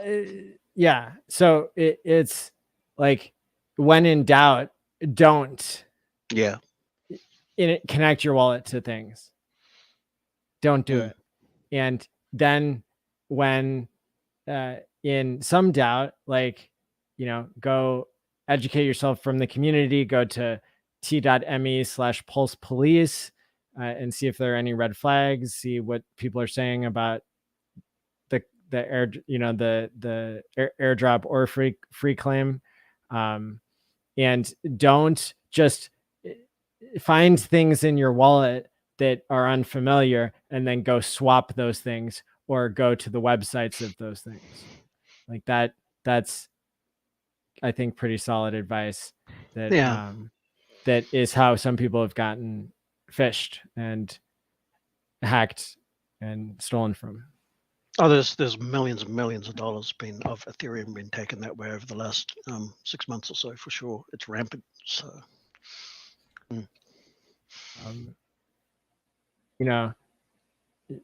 I think David and I have kind of different takes on Pulse Dogecoin in terms of, even though we both claimed it, we I think he's been enjoying trading it, dare I say. David, yes, I have. Trader. Yeah, because it's a meme coin, right? It's like, I got it for free. It was like free gift. So I figured it's a great opportunity to just try some trading, do some trading, just double my bag over and over and over. How many Pulse Doge coins can I get extra for free? It's kind of fun. Something to do in the bear market, at least. And I just use Matcha. I set a sell limit of $5 and I set a buy order $250. And it takes like 6 weeks for the last 2 or 3 cycles to happen. So it's pretty slow. But eventually it hits $5, and then eventually it hits $250, back to $5. Just play the channel, Just look after yourselves if you know you're prone to seeing opportunities and mortgaging the house because this one's going to fly or whatever, and maybe stay away. But I've done that. I'm like I borrowed $100,000. I don't mind admitting it, and because I don't know that it's a lesson. I mean, we can afford the repayments, but we saw the big dip down to sub 30 cents or something or other in HEX, and I'm like, I'm all in. I stopped dollar cost averaging, and I went and borrowed $100,000 against the house, and so it's well underwater now, and it's costing like $400 a fortnight or something or other. Now I'm not usually that stupid, but for some reason on that particular day, and I should have just kept dollar cost averaging. But you can be tempted. You just get so used to these little trades sometimes. If you're not thinking, I mean, it depends. I mean, most people probably don't, right? But for whatever reason, I made that. Well, I guess it's a mistake. I actually see the interest payments as a kind of insurance, because how do I know it's not going to moon while I'm asleep and I miss the purchase or something, But anyway, that's a whole other story. That's a good but frame. Yeah. But just be careful. Trading is fun though. I mean, playing around with trading with money you can absolutely afford to lose, and of course, if it's free, I mean, I don't see anything wrong with it. Just be careful about the gatewayness of it. Sometimes you can make a lot of winnings with your free money, and then you think, oh, I've got $5,000 in the bank. I'll put that in, and I can double that. And it's usually when your luck runs out. Yes, yeah. These, I think the ability for Pulse Dogecoin to like moon is very uncertain because of the macroeconomic cycle that we're in right now is, and it's just, it was given to Hexicans for free. So if you got it for free, that's one thing. But if you're buying more of it, it's, it's another thing, because that takes away from the opportunity cost of HEX. And so, but for me, I like publicly predicted that there would be airdrops to HEX stakers. And I set up tons of wallets that have staked HEX in them. And so I'm like super game for Pulse Dogecoin because, because here it is, the thing that I predicted, it's coming true. And so I sold like half of my enormous stack of Pulse Dogecoin. And then I tried trading with like $1,000 worth that it's like, I'll buy back in some of this money I cashed out. And then I immediately realized that was a bad idea. So I like stopped trading after a week or two of like, making 1 or 2 trades a week. And then it was like, now I'm just, I'm going to all my onboards. Remember your onboards? There could be people out there that you gave $100 worth of HEX to, and they staked it, and now they can get 25 Pulse Doge out, which is $100 worth. So now that money becomes money where you could make somebody believe in crypto because you're cashing them out. You're saying, look, magic internet money, or that could be more HEX that the person is getting, or you could just hold on to the Pulse Dogecoin and see if it does anything. And so, but the latest strategy that I've been doing, aside from all that, which is like pretty cool, to be able to tell people that they have free money and to, walk them through it, or, it kind of, I can't give financial advice to strangers, but if I gave somebody $100 worth of HEX and they time locked it, so it's like not really real to them, I could give them financial advice to be like, hey, why don't you hold on to half of this Pulse Dogecoin or something? That would be like a good strategy. And but now the latest thing that I'm looking at is I've been going through my multitude of wallets and harvesting the Hedron, which I'm going to keep getting for another 13 years out of all those addresses. So, even stakes that were started very early on in HEX, like, I only have access to up to like 20% or something for these longer stakes of the amount of Hedron that I know I'll get over time. And so for me, taking like the most recent $50 of free Hedron money and putting that into Pulse Dogecoin as a play, it has been kind of interesting.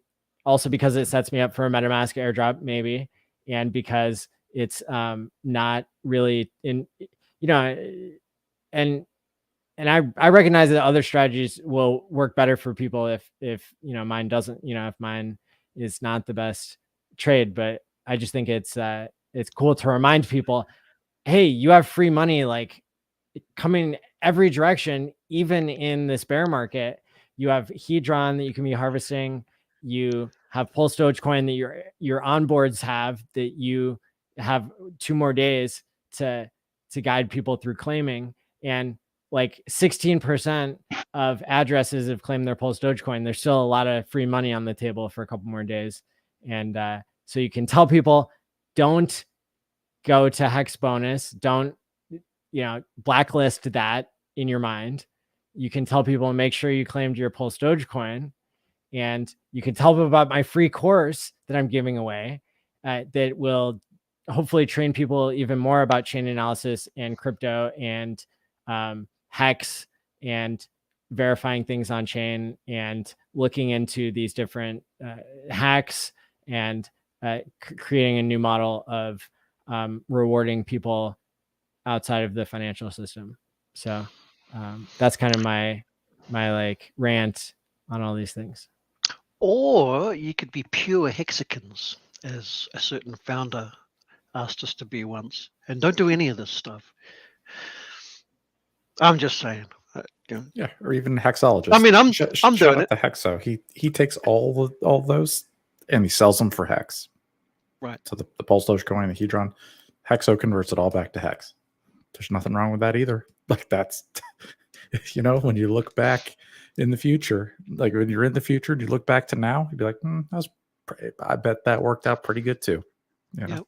Well, like Wales only said, and Richard said, and lots of people have repeated, the way you get rich in this game or in any financial investment thing is actually by doing nothing. It works best, especially if the thing is borrowing from the bank. But I'll brood about that more on my own.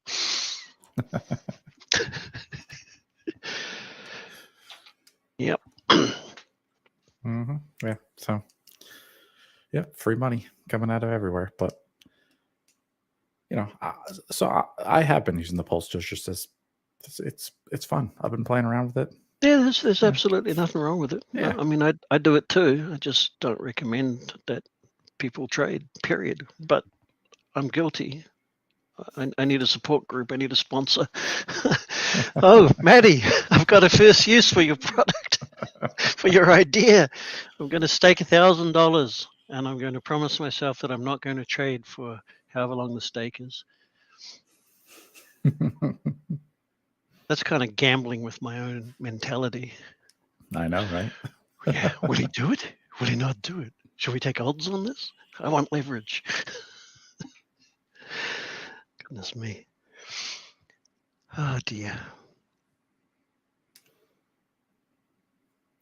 So we'll see what else comes out too. I know there's that weight token, which that's got an interesting mechanic. I for that one I am waiting because I did the math. At half a penny, it's like you'll get like $40. Yeah. And so it's it's not amazing, but I'm overkilling. I'm overkilling on that one, David. I decided to wait also, but then I went and totally forgot that it existed. So thanks for that. Once Richard announces this will be interesting to watch. Actually, this is like I've never seen a coin do this where you're mining more while you don't have it.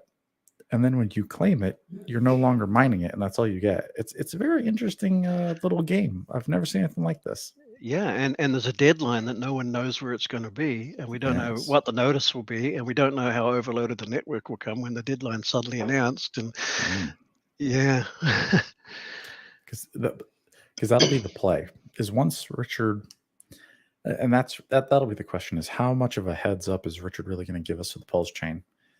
Could be 2 weeks. I think at the most. Could be as little as 3 days. I think we have a precedent for 2 weeks. Yeah, that sounds about right. Yeah. Because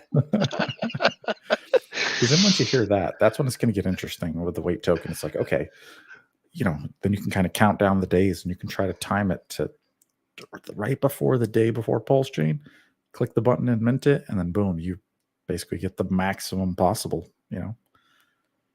So that's interesting. He could stream one day and go, quick emergency stream. Fellas, forgot to tell you, we actually went live 2 days ago, but I've just been so busy.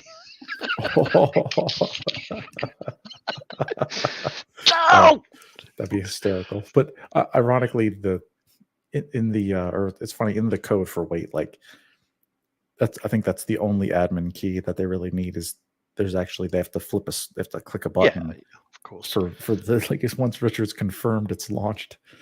Yeah, block claims from that point forward. Yeah. Well, that'd be fun too. Richard's like, it's live, but it really isn't. Like a false start. Like, yeah, is the code is it a one-way switch, or to my knowledge, yeah. Once they do it, there's no code to allow it to go back the again. minting phase is done. Yep, it's over. So it's got to be you get one shot at it. Yeah. Oh well, good for them. Yeah. Did Maddie say he was going somewhere, or did he just go somewhere? No, I mean, just take a short intermission. Oh, yeah. Okay. So hopefully there's no dire emergency going on. Yeah, I hope not. Oh dear, I do have a dark mind sometimes. First thing I think of is, there might be some dire emergency. Yeah, or he could be getting a drink. Dear. Yeah. In case anyone's wondering, yes, people have told me I think too much and about useless stuff that really doesn't amount to anything. I can't help it. I'm sorry. See, I was even thinking about that when nobody even brought it up. It's just what happens. Constantly going down the rabbit hole in your own mind over and over. My mind is the rabbit hole. If you're all falling down a rabbit hole, it's happening inside my head. Yep. Oh dear. Oh, what else? Trying to think what's been going on in the news recently. Not a whole lot. There's a ton of scams out there that I've been finding that part of me wants to tell people, if you see this thing called blah blah, run 1,000,000 miles and here's why. But I don't want to mention them. I don't want to promote them either. But I know people are seeing them, and I'm like, and I know because I've got like younger people that say, hey, you need to get into this, check it out, man, blah blah blah, and it all looks very good, but it's just another safe moon with a different cloak on it or whatever, and it's like, it's so hard watching all that nonsense. And it's a little bit like watching David Attenborough with his nature stuff, and you see a lion take down a zebra that's just minding its own business, chewing on the grass or something or other, and you think that's not nice, we shouldn't let that happen, but you kind of got to just let it go. But then this is different. This is other humans. Wouldn't the zebras help it? No, the other zebras don't help the zebra either. They just run away. So maybe it's okay. Is that another rabbit hole? That could be another rabbit hole. Well, that is something here, because this whole paradigm of the whole crypto scam system and all these, I mean, there's 99 ways to lose all your money in crypto, and there's like a handful that'll actually make you money. So it's perilous. I mean, I'm 99% convinced on a number of them that the developers and people behind it genuinely believe that that what they're doing is an okay thing, because of not having. I mean, it's like any chain letter or anything like that. If you've never come across one before and you're a young kid or whatever, and you think, oh, yeah, this makes total sense, I'm going to get involved in this, and everyone around you's doing it and everything. You don't think it's not until you've been burned a dozen times, and hopefully not a dozen times. Usually one should be enough, right? But if you've got interested enough to research what it is about human behavior and stuff, that why these things can succeed for any length of time and then fail, then you sort of start to see the signs. And it's esoteric, it's a little bit like the game theory thing. It's not obvious at first glance. You can do spreadsheets and everything that seem to validate what they're saying, but then you add one little thing you've learned along the way about human nature in that, and throw in one extra little exponent or something, and oh yeah, it does go to zero. And but yeah, they always seem to put one little tweak in it, a little change here. Well, if we stop people from doing this, or if we cap this, or if we do that, then it'll be okay. And it's nope, doesn't work that way. Sorry. Yeah. If you're paying some kind of tax so that other people can profit, it's a scam, quote unquote. Period. Yeah. Yeah. I see it all the time. Yep. It's like constant. And now I feel like it's so easy to spot them now. As soon as you see that in and out tax and this tax, and there's a tax for the liquidity providers. It's just like, oh, what are you guys doing? I've seen some of them are changing the word tax to things like shared incentives and that kind of and I've invented a few of them myself to sort of preempt, but yeah, just game booster. Mm-hmm. Oh yeah. And I tweeted the other day, I think 2017 in Ethereum was like the year of the ICO scam, right? You had Veritasium and Pillar and all kinds of just junk, just crap. Yep. I think next year, 2023, same thing on PulseChain. You're going to see all kinds of crazy projects and scams out the wazoo, and their only purpose will be to part people from their pulse.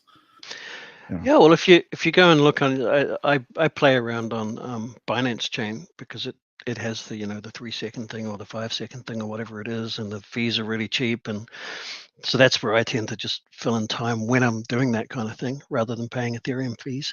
And yeah, I mean, for sure over there, everything's like that. And not only is everything like that, but if you go to bloody Binance.com, they advertise all these, they show these freaking things constantly.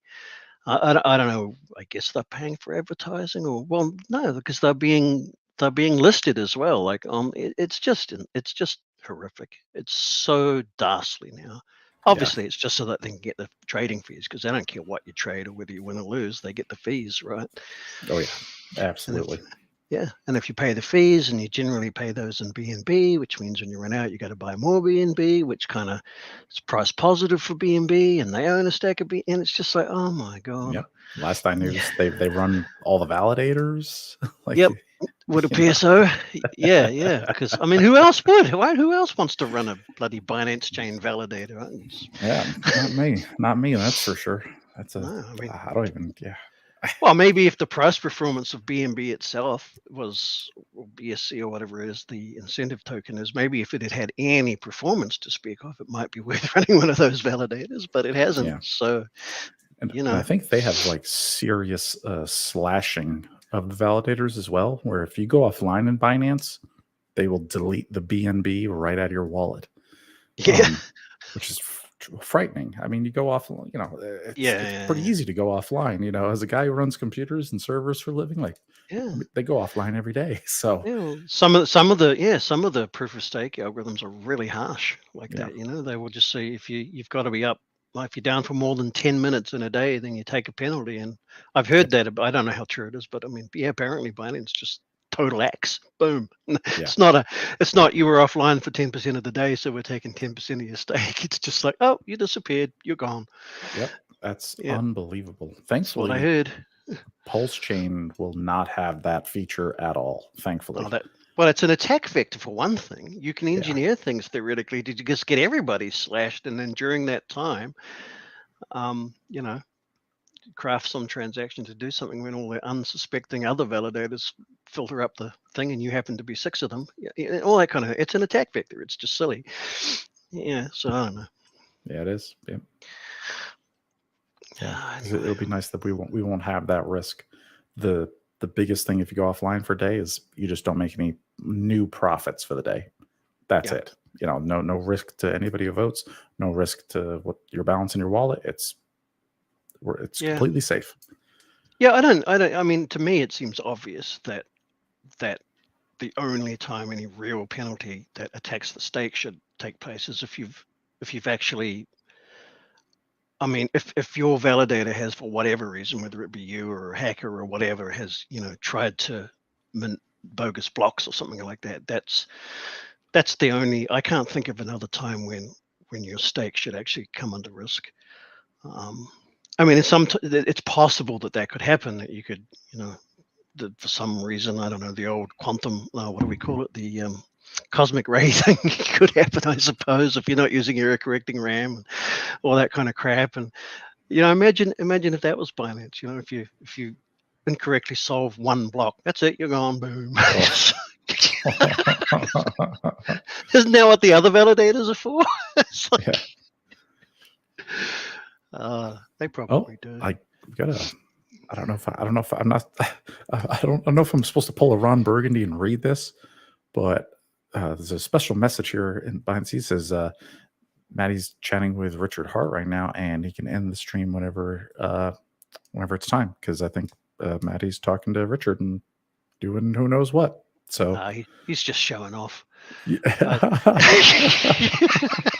That would be the best show off ever. It's like, yeah, I'm just talking to Richard, guys. Right. Yeah, man, my Richard Hart flexing. Wow, yeah, that's I thought he was getting a drink of water and using the boys' room too, but apparently he's talking to Richard. Who would have thought? That's awesome. I told you. I see it. My dark brain, man, it helps me out sometimes. My dark mind. Well. Yeah. Right. We won't forget. We'll forgive you though, but we won't forget. All right, Maddie. Thanks everybody. Thanks for being here. It's nice to come and fill your ears with my voice sounds again, and I'll try not to do it too often. Thanks for joining tonight. It was really good to see you. It's been a while. Yeah, it's good to be here. My wife's away at the moment, and there's not much going on, so I thought, but I don't have my setup. I don't have my green screen and everything all set up, so that's why I haven't. Yeah. Etc. All right, Maddie. I'll let David tie the knot. Yep. We'll see y'all later. Have a good night. See y'all.